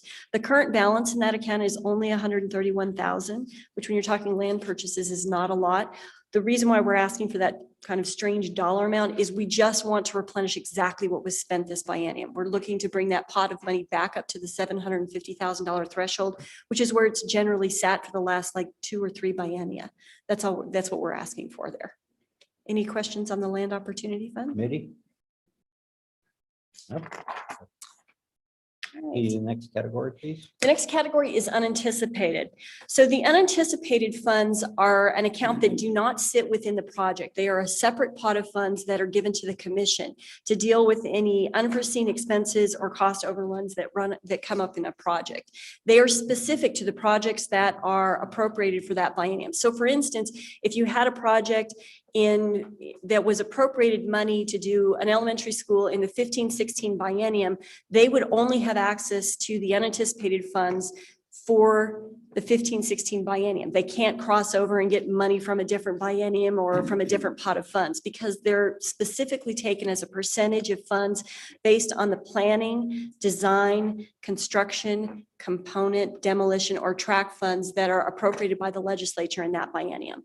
We usually go through and calculate anywhere from like 4 to 6% of those project costs for the unanticipated. We worked with the Economic Analysis Division at A&I. They have all of the economic factors, and in discussing it with them, they really felt strongly that we needed to go towards the higher end of 6% because of the cost increases, which some of you may know. Lately, we've been seeing spikes in lumber and metal and some of those other concrete, some of those other materials. So they strongly suggested that we calculate 6%. So this is done as a straight percentage based on all the projects that we would put forth. Is this unanticipated category different than your emergency funding? Yes, sir. Okay. It is. This is for cost overruns. The emergency funding is, there are specific rules about, like, let's say you're in the middle of winter and a school's heater completely is shot and they've got to get kids ready. It's specific to things that need to be taken care of immediately on an emergency basis to get kids back in the building, So it's essentially. Not emergency funding. This is not emergency funding, and we are actually not making a request for emergency funding. This biennium, I've analyzed the expenditures and where we sit, and we feel like we didn't need to ask for that, particularly in light of the revenue situation. We feel like we're okay at this point. Director?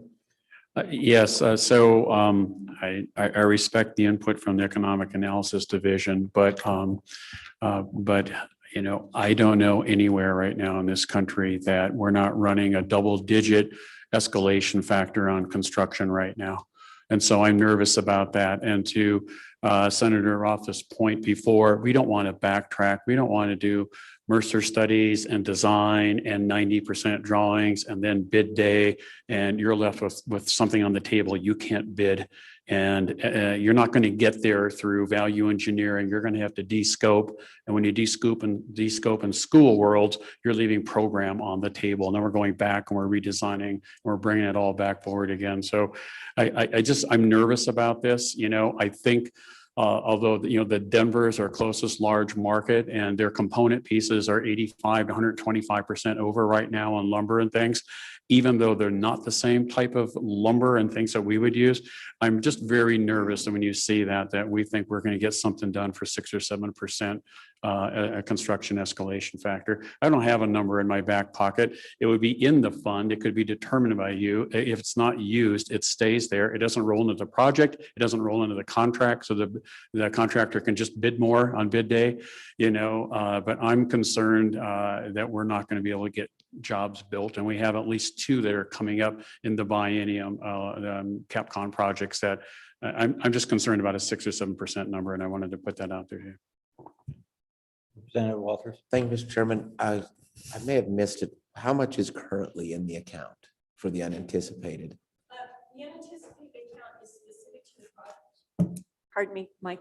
The unanticipated account is specific to the projects for that biennium. So there are several pots of unanticipated funds, but they're specific to those projects. And then when there are no more projects that would qualify for those funds, whatever's remaining, we revert. Follow-up. My question is, do you have any idea what's going to revert? We have just gone through a process of reversions. We did reversions last fall that were approximately 4.7 million, and we picked all of those clean. We still have, in all of the unanticipated accounts that are left, we still have projects that could tap into that. We've analyzed the 13-14 one. We're down to 1 or 2 projects. We're getting close to closing out, but we can't do that until we get through the process. So I can't really give that to you at this point. I do have the balances of those if you'd like them, but I'm not sure that it's going to effectively give you what you're looking for. Right. Thank you very much. Yes, sir. Thank you. Okay, let's continue on to design. Okay, the next project is actually the Campbell County Little Powder Elementary School, and this one's a little bit different. So Director Vincent is going to go ahead and take that along with Mr. Decker. And if we get into detailed questions, we have Paul Severson out there who's also been working on the project. So this was just to be an update originally to this committee on this project. We are still in work in progress on this. Like Laura said earlier, you're going to get a little sneak preview of what you have not told the commission yet in July. And so that's the first part of the update. The second part is the information that you have in your packet. By print day, we have progressed and moved into the next level, which we're going to discuss here. But I'd like Troy to cover. Basically, we have why don't we just take it right from the very beginning with the land and the lease and needing to vacate.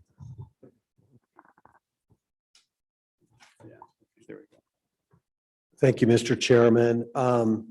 Instead of recreating the wheel, I think I'll walk you through basically a history of this really shortly for Little Powder. It was actually based on a 2012, talking about backtracking sometimes, 2012, the facility condition, the FCI list. Based on that, a planning study was funded to look at this rural school. Since then, of course, we had the 2016 assessment come in, and it was about the same. I think it's about around a 0.32 on that FCI score. So that study was presented to the commission in September of 2019. And one of the recommendations of that study was the purchase of new land. On October of 2020, the district did purchase land through the Land Opportunity Fund of the commission. And so the commission did act upon that most cost-effective remedy study. The current lease term will expire July of 2026, and the district reports that the landowner is not interested or intends to renew that lease and would like the school then to be removed. So for long-term occupancy. In May of 2021, which is last month, we did present this to the commission as a first look at that. We had some discussion preliminarily, and we were looking at the history of the number of students out there, and the maximum number of students that have been out there, which was, I think 3 years ago, was 36. And so discussion came through that. This next month, we are presenting a recommendation based on the most cost-effective remedy study and looking at the number of students that were max. If we went over about 4 students above that, which would be 40, that would be a little over 13,568, I believe. Oh, 680 square feet. So that's kind of where we are right now. That was preliminary, but it does have to run back through the commission in order to be finalized. And Mr. Chairman, just so you know, the numbers that are provided in the book were based on a lower number based on just a strict, we took the smallest enrollment and plugged it into the calculator because we were still in discussions with the district and had not progressed to come on some sort of agreement or taking a look at the Mercer study. In order to get you this information in time, that's what we plugged in here. However, the discussions have been ongoing, that would be updated information for you, just so you're aware. Right. So really nothing more to report than that. It does need to go back to the commission to discuss and to make a final decision on the most cost-effective remedy. And I would just like to add that, sometimes you hear how districts are always wanting more and more and more. They have 16,000 existing square feet out there, and we've had at least 3 meetings with them, maybe some other sub meetings. We have done this planning together, through Zoom, and this 13,000, 680, it's the compromise of, do we really need 16,000 inefficient square feet that's old and run down, or 13,000? So it's one of those opportunities where you've got the red book and it's over here, and you have studies in it, and you have, and we just get together and we work on this thing. So we've come up, from the overall calculation, they've come down and we've met at this place. It's within the Mercer study square feet that is generated based on 40. And so what we'll report out to the commission next week is that the original concern was with the current folks there, number of kids, that it might fall into an exception, it might fall into an enhancement, but it looks like it's going to fall within the normal project scope right now. So you're getting a little more, you're getting what the commission's going to get next month. Thank you. Okay, well, thank you. Any further questions? Well, we'll wait to see what the commission has to tell us on that one.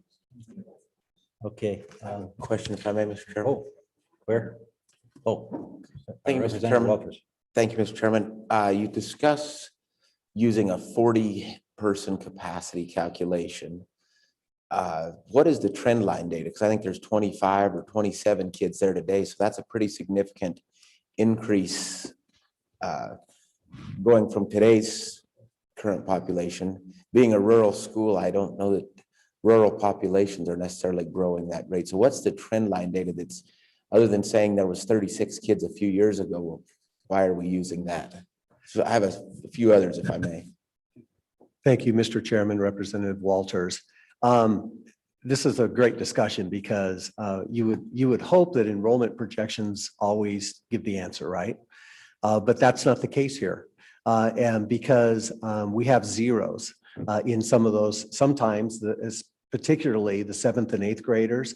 Some years you have no 7th, 8th graders there. They are actually bused to Gillette. And so you end up with calculation errors in those enrollment projections over time. So this is not a something, I mean, you can manipulate, you can adjust, you can make it up. But in this case, it's more of a common sense look of I believe, what is, number one is what we paid for a most cost-effective remedy study. We went through a community and school district and state process in order to look at and try to determine what would be the best size for that would be optimal. One of the challenges, as you well know, in the past in state statute is we didn't have that 5 years after substantial completion. It was 5 years, not 5 years after substantial completion.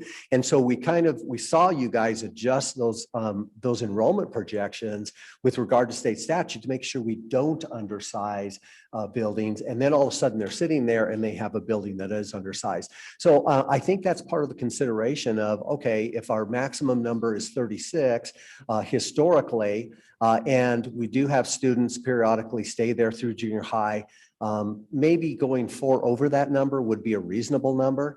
And I think that was part of the process of determining that most cost-effective remedy. Follow up? Do you happen to know what like the last 10-year average would be? If we were to look back, because I understand in an urban environment that growth would be more linear, whereas in a rural environment, I would think it would be far more static. And looking on the map of this today, this is a very, very rural community school, a matter of miles from the Montana border. Mr. Chairman, I did do that analysis, and I do believe it was 27 as an average over the last 10 years. So the average definitely is in the upper 20s, not the 36 maximum they've ever had. Okay, other questions? Okay, so are we complete with this section? Yes, Okay, Mr. Chairman, that completes the budget preview. Okay, before we go to a break, I want to ask if there's any public comment on the budget section. Dennis, please come forward.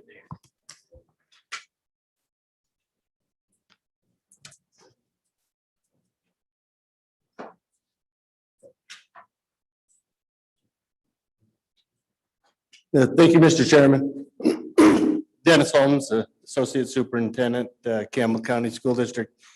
And Representative Walters, just a little additional information. The Mercer study that was done by TSP of Sheridan did show a projection of a 10-year growth data, and their projection was at 40. So we do have a little bit of data for you, and I'd be happy to share that with you afterwards here. But mainly I want to thank Director Vincent, Troy, Laura, Paul, and a number of other people who have helped us get to this point, including Senator Wasserberger, Senator Driscoll, and some conversations with Senator Landon as well. This, as Troy indicated, started in 2012 and has been it's just been kind of an ongoing thing that we feel fortunate to be at this point, and hope to actually get some traction with this and move forward with the possibilities of a new school. I would also like to be available to answer questions that you may have about this particular project at this time, if you see fit. Okay, Eddie, questions? Representative Walters? Briefly, the most recent Mercer study you're referring to, was that a state funded or a district funded Mercer study? Mr. Chair, Representative Walters, that was state funded. Thank you. Further questions? Thank you. All right, thank you, Dennis. Thank you. Any other public comment? Okay, seeing none. Oh, yes, Troy. Mr. Chairman, we do have a response. There was a question on Cole Elementary Oh, School yes. and that land purchase and the number of acres. So that original acreage on that site for coal was 3.63 acres. They purchased a 1.82 acres next to it for a total of 5.45 acres. And that was to get as close as possible to right size that. So I think if I recall right, their enrollment was 177, I believe, last year. And so the guidelines for acreage would be 4 plus 1 acre per 100 students. So that would be a 5.77 acres. So they purchased that land. The 5.45 is closer than the 3.63. So they're trying to right size that school in order to have enough acreage to match the guidelines. So that's the purchase. Question I have, it appears that there's a city park in between the two pieces of property, or did they purchase that city park as well? I'm unfamiliar with that, but we can get the answer.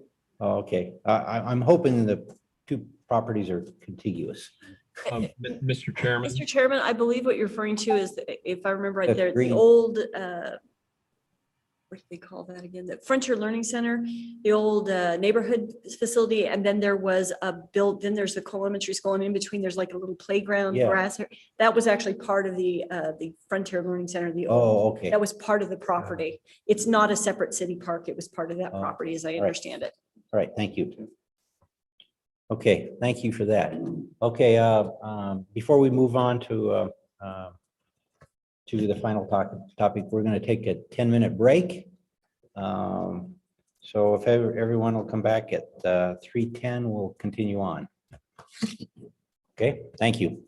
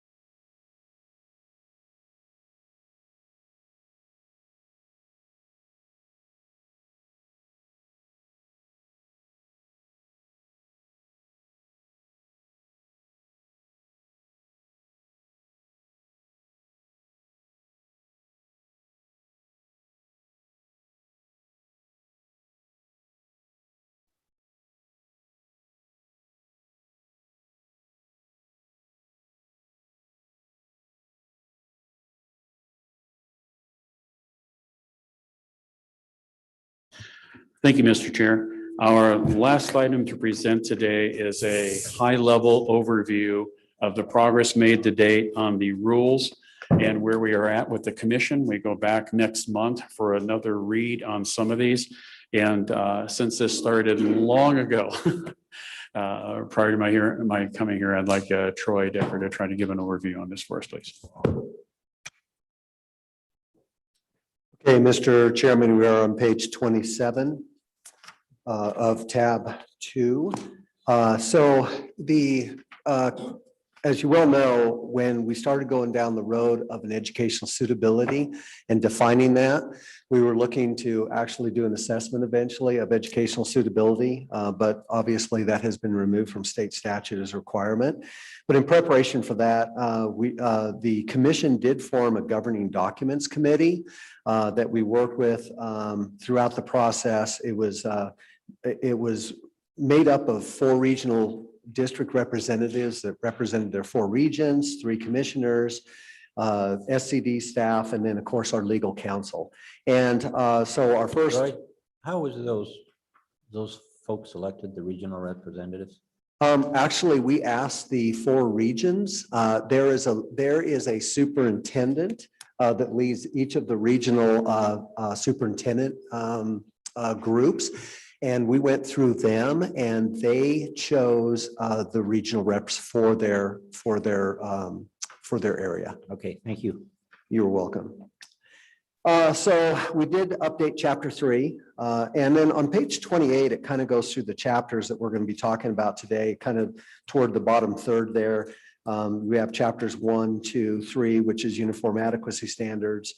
We have chapter 9, implementation of remedies and project management. District initiated enhancements basically is chapter 10.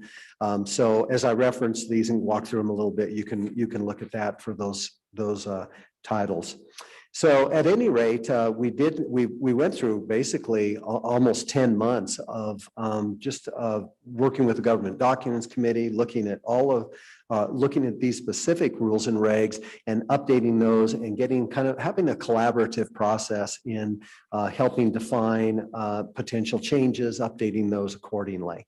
And so those did go out for emergency rules. Over time, we then went into the regular rulemaking process, and then they were just in May, they were actually approved as final rules and regs for chapter 3. And that's now in the governor's office waiting final approval. So chapter 3 we did talk about, and all of the collaboration that took place with regard to chapter 3. And that was actually a larger collaboration process. In June, we held 3 meetings. We had something like 70 people participate, and that was a really good process.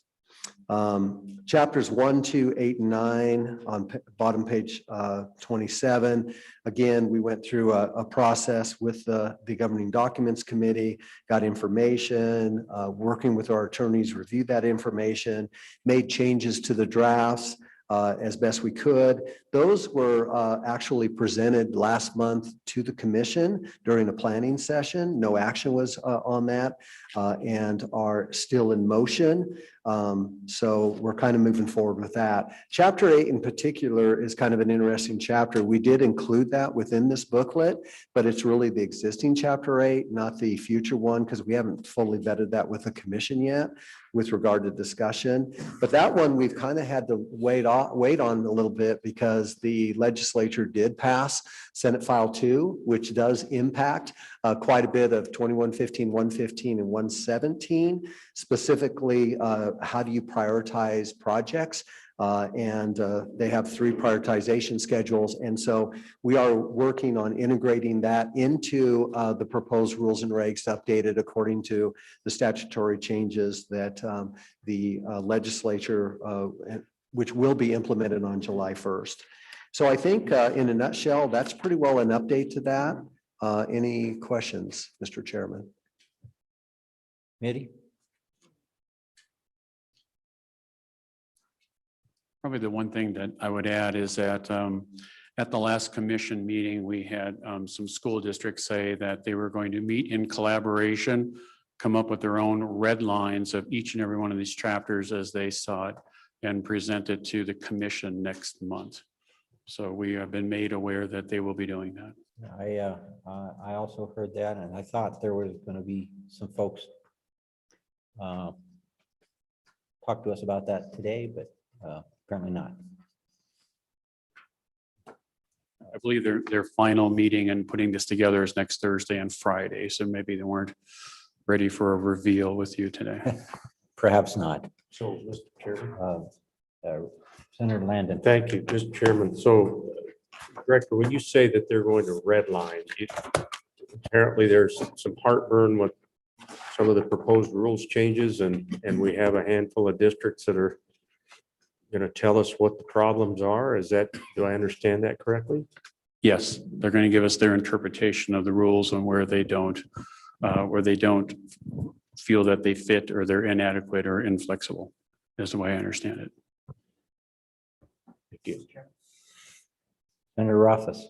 Yes, Mr. Chairman. And what's the rest of the process moving forward for that? Because honestly, I'd like to hear concerns that they have and then have an opportunity to contemplate them and visit with all of you through the select committee before final approval of the rules if there are district concerns. And so what's the timeline look like? And I don't remember when our next meeting is, but I'd like to be sure that we have an opportunity to visit again after their concerns are expressed and prior to final approval of the rules. Thank you, Mr. Chairman, Senator Rothfuss.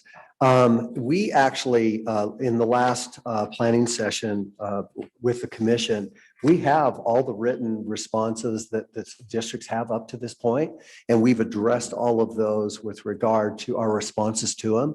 And again, you usually don't have an agency engage the school districts for 10 months. It's a 45-day comment period during the rulemaking process. So we've extended that way beyond what legally would be required, but certainly are open. Even our website is still open for comments as the districts come back and say, hey, we've got some more suggestions or recommendations or concerns. We're still taking those concerns and listening to them and processing those in light of statutory requirements. So I think we have a very open communication process, a very collaborative process, and at the same time, give these communities and school districts the opportunity to voice any concerns they have. And we have definitely done that throughout the process.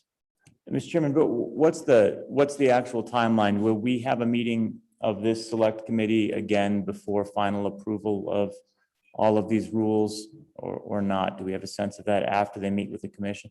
Yeah, I'm reflecting on a few years ago, for example, when there was the substantial change you recall with regard to calculation of school capacity, where there was a concern that the select committee had that it didn't line up with the other portion of statute, even though it was consistent with statute over on the school facility side. And I want to make sure that we have an opportunity to hear those public complaints directly instead of indirectly, because I think we benefit from that. And honestly, I haven't. I think a large part of that is COVID and the fact that I see Paige out there. That's my first human interaction, I think, with a superintendent in a year and a half. So I don't really feel like I'm as fully informed of their concerns as I may have been in the past. Well, they're very willing to share their concerns, and it's a good thing because it is a public process. We are going to go through the regular rulemaking process, but not only that, but we've already identified that they're going to give us another list. We don't know what those recommendations are, the red lines or anything like that, but we will definitely take those. We will look at those. We will consider those, and really, I think as soon as possible, we're going to be moving forward with the commission in order to integrate not only other suggestions, but those suggestions specifically that are impacted by the Senate File 2, which we need to. So it's either next month, it's not going to be June, probably July at the soonest that we can present those rules and regs and go through that process. And with regard to the select committee, absolutely, we are more than happy to bring those comments and concerns and even summarize those concerns and what our responses are to those concerns back to the select committee if the committee so desires.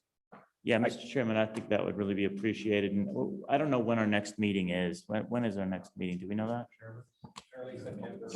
Just to answer that question, I don't believe we've set the second and third Okay. meetings, and that'll be something that we'll do later on today. It might be what the chairman is up to over there with our Could be. staff. He could be conspiring right now. Yeah, so I think maybe he might even be coming back with some suggestions.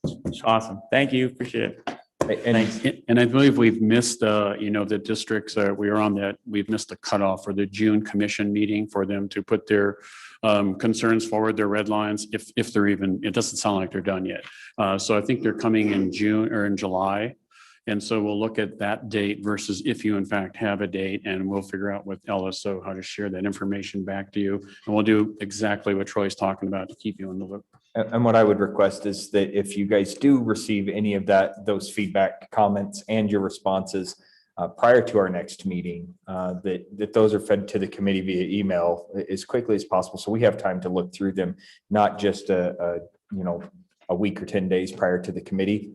I agree with the senator here that it would be beneficial for this committee to have a complete understanding of what all the concerns and what your guys' responses are as we move forward with that. Yes, sir. Thank you. Mr. Decker, Okay. please continue. Thank you. Mr. Chairman, really, I think that's pretty well summarizes our process, a very thorough process, a very open process, and things that need to be done and updated in these rules and regs in order to move forward in applying state statute and making sure our commission is as functional and certainly has the directives for the department in order to follow, in order to prioritize projects and stuff like that. I think that in the future here, obviously, the implementation of Senate File 2 is a very important one, and that's one that we will consult with you about. And I think that's a very important one because we have historical practices that we've followed for years, and there is a desire to change that. But there's also just the reality of how do you take a capacity list, a condition list, how do you weight those, how do you do it in a consolidated list? I think that's a very important part of this process, and it has to be a transparent process, and then it has to be an objective process with regard to calculations and then recommendations. Committee? Okay. I think that have we completed then? Representative Walter? Any other further comment regarding? No, thank you, Mr. Chair. We are there. We stand for any final questions that you have, but we appreciate an opportunity to come before you today, and certainly my first meeting and meet you all and share what we know. Okay. Committee, anything else before I go to public comment? Representative Walters.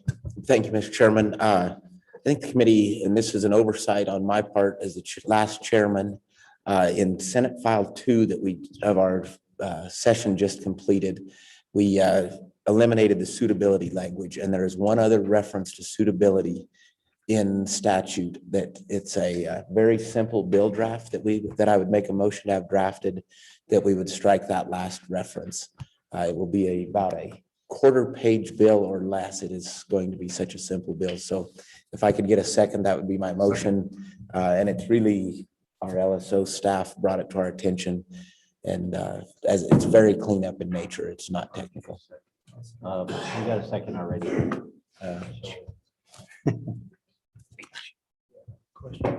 Okay, any discussion on that motion? All those in favor say aye. Sorry, Mr. Chair, one more thing. Oh. For all of you, in regard to Senator Rothfuss, we got a big packet here. 102, page 102 starts to list the questions from the district so far regarding chapters and our responses back. So I would say the reason for their redlining is almost like redirect. It's like we don't like some of those answers, and so that's what's being worked on right now. But if you want to look at it, it starts on page 102. Okay, thank you. So we have a motion on the floor. Question. All those in favor say aye. Aye. Oh, excuse me, Senator Hutchins got a question. Yes, Mr. Chairman, to Representative Waters, where was that? You said it was an SF 002 in the bill. We removed suitability language. Last session. last session. I'm just wondering where, you said you wanted to eliminate that because it was no longer in any statute. Can you rephrase what you said or just say what you said again before I vote? I believe it's just one location. I don't know that we actually have that statute. This is just location for a right now. bill draft right now. This is Right. for a bill draft, so Okay. we're just asking to remove it in the one place that it was missed last session. Gotcha. That's what I wanted him to tell me, what he was really wanting to do. So I got it. Thank you. Yeah. Okay. So all those in favor say aye. Aye. Opposed? Okay, we'll have that drafted as well. Okay, so the last topic, I want to open it up for public comment. Please. Dennis?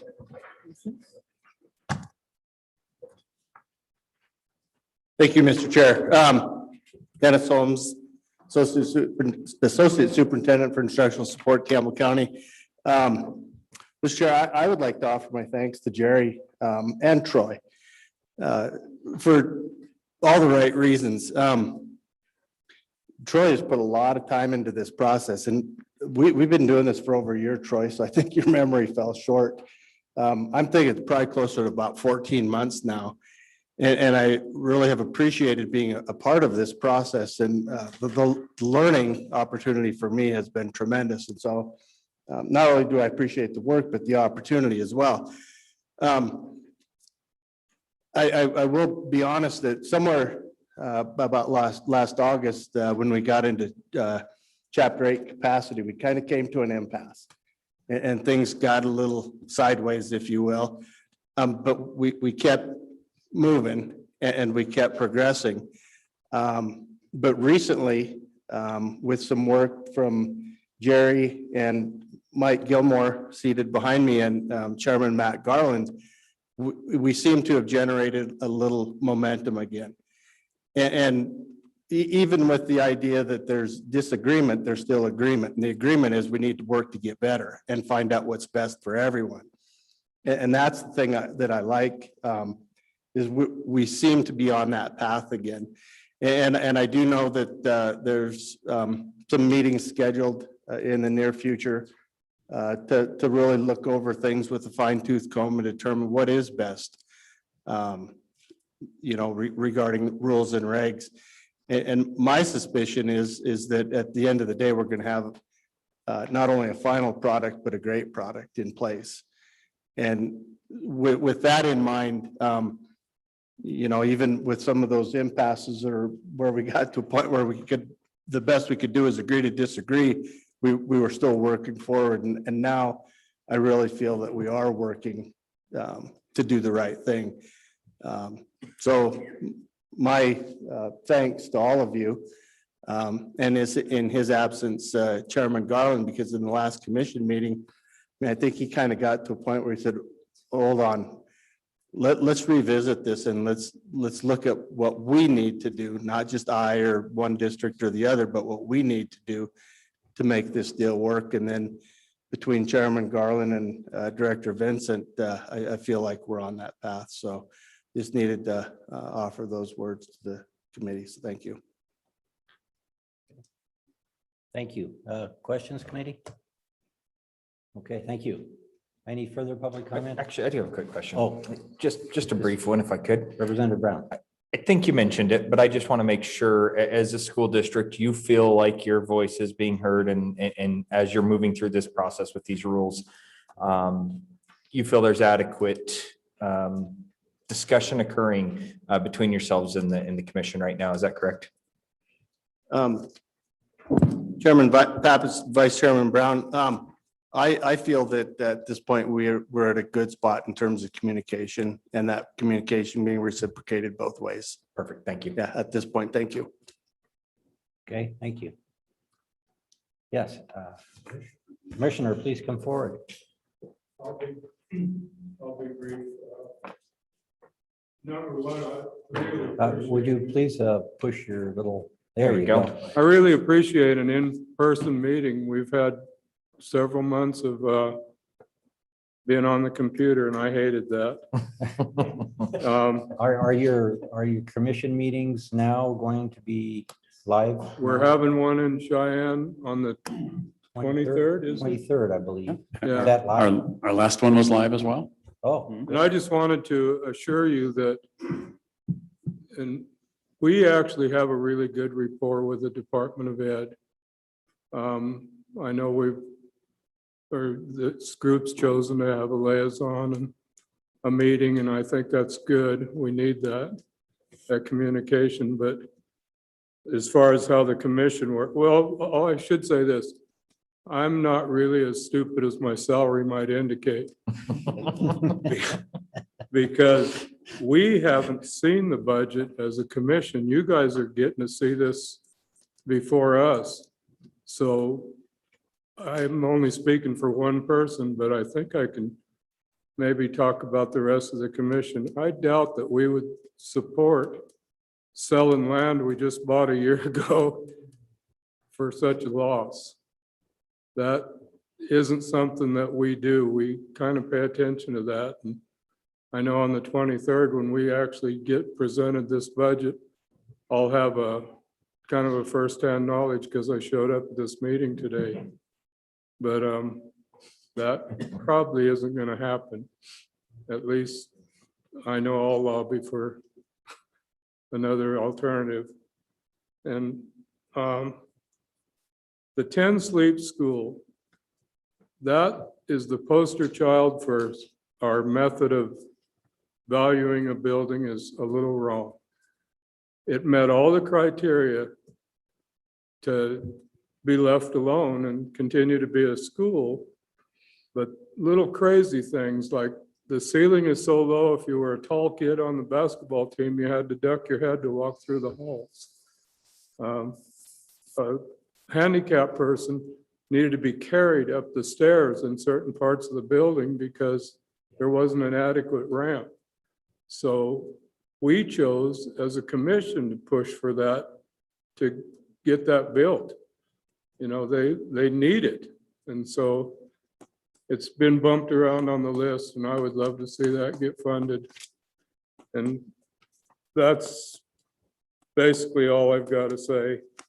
I have a few notes here, but I've used up my time for brevity. Thank you. thank you. Questions, committee? Mr. Chairman, not a question, but Commissioner Gilmore, thanks for the work you do on the commission. And as a former legislator, you know how the whole process works, and that's really valuable to us, and always appreciate your perspective. Thanks for your work that I know you're going to be doing to work with our superintendents on these rules and land us in a good spot, and appreciate you being here today. Thank Yeah, you. we spent a lot of time on that. The rule changes, and I think we're there. There's a couple of things that a few of the districts don't like, and I think maybe that we're at a bit of a stalemate there, but I think once we sit down and work it out, we're done with them. We can get on with some other new crisis. Great. Okay, well, thank you, Mike. Thank you. Appreciate it. Any further public testimony on this topic or any topic as well? I'll open it up for anything. One final, Troy? Mr. Chairman, I did kind of lead that process for collaboration with the school districts and stuff. And I do want to just remind everybody, you know, sometimes you get kind of in the details of maybe potential disagreement or real disagreement, but 98% of everything we did was really honestly agreed to. I think we had collaboration and agreement with 98%. We're down to the 2%. And that 2% are you know, we have attorneys that work for us for a reason. We have state statute that we are to submit to and to follow. And then we obviously want to do what we need to in making recommendations to the commission for a fair and equitable process.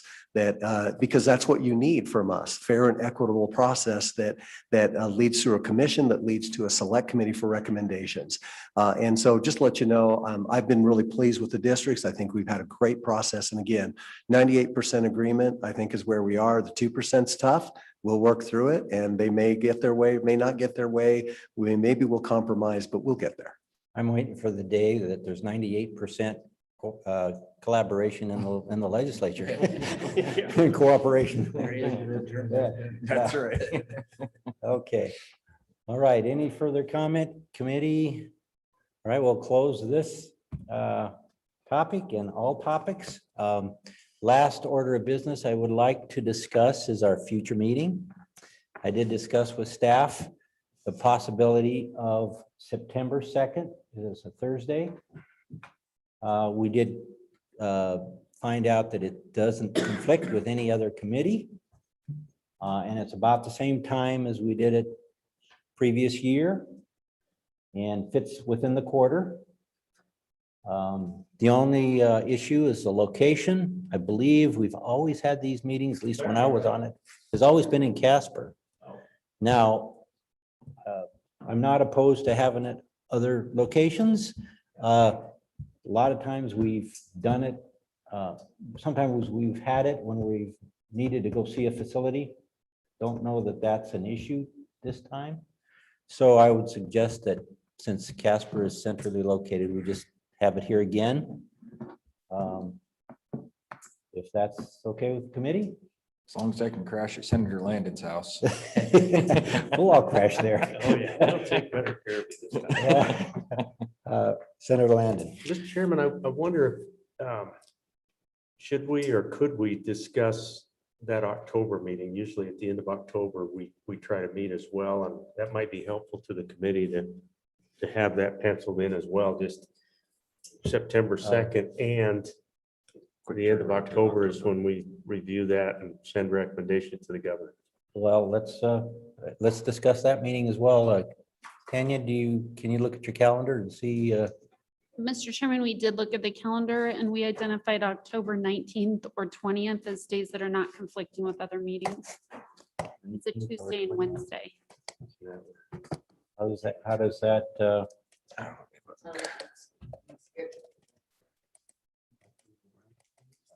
I can do the 20th. What is that 20th? I'm a retired bloke. I can do pretty much anything. Yeah, I can't. 19th to 20th. Make that Tuesday. Okay. Yep, so Wednesday. 20th is fine. Wednesday is fine with me. 20th. 20th, okay with everyone else? There's still just one day. It's just one day. Wednesday, the 20th, October 20th. Well, let's settle on that date. Senator Rothfuss, are you okay with that? I think You can't tell. It's too far away, huh? It's 21, 22. No, that doesn't conflict with other committees. Yeah. Okay, let's we'll do that as well. All right, any further business we need to discuss? All right, then the meeting is adjourned.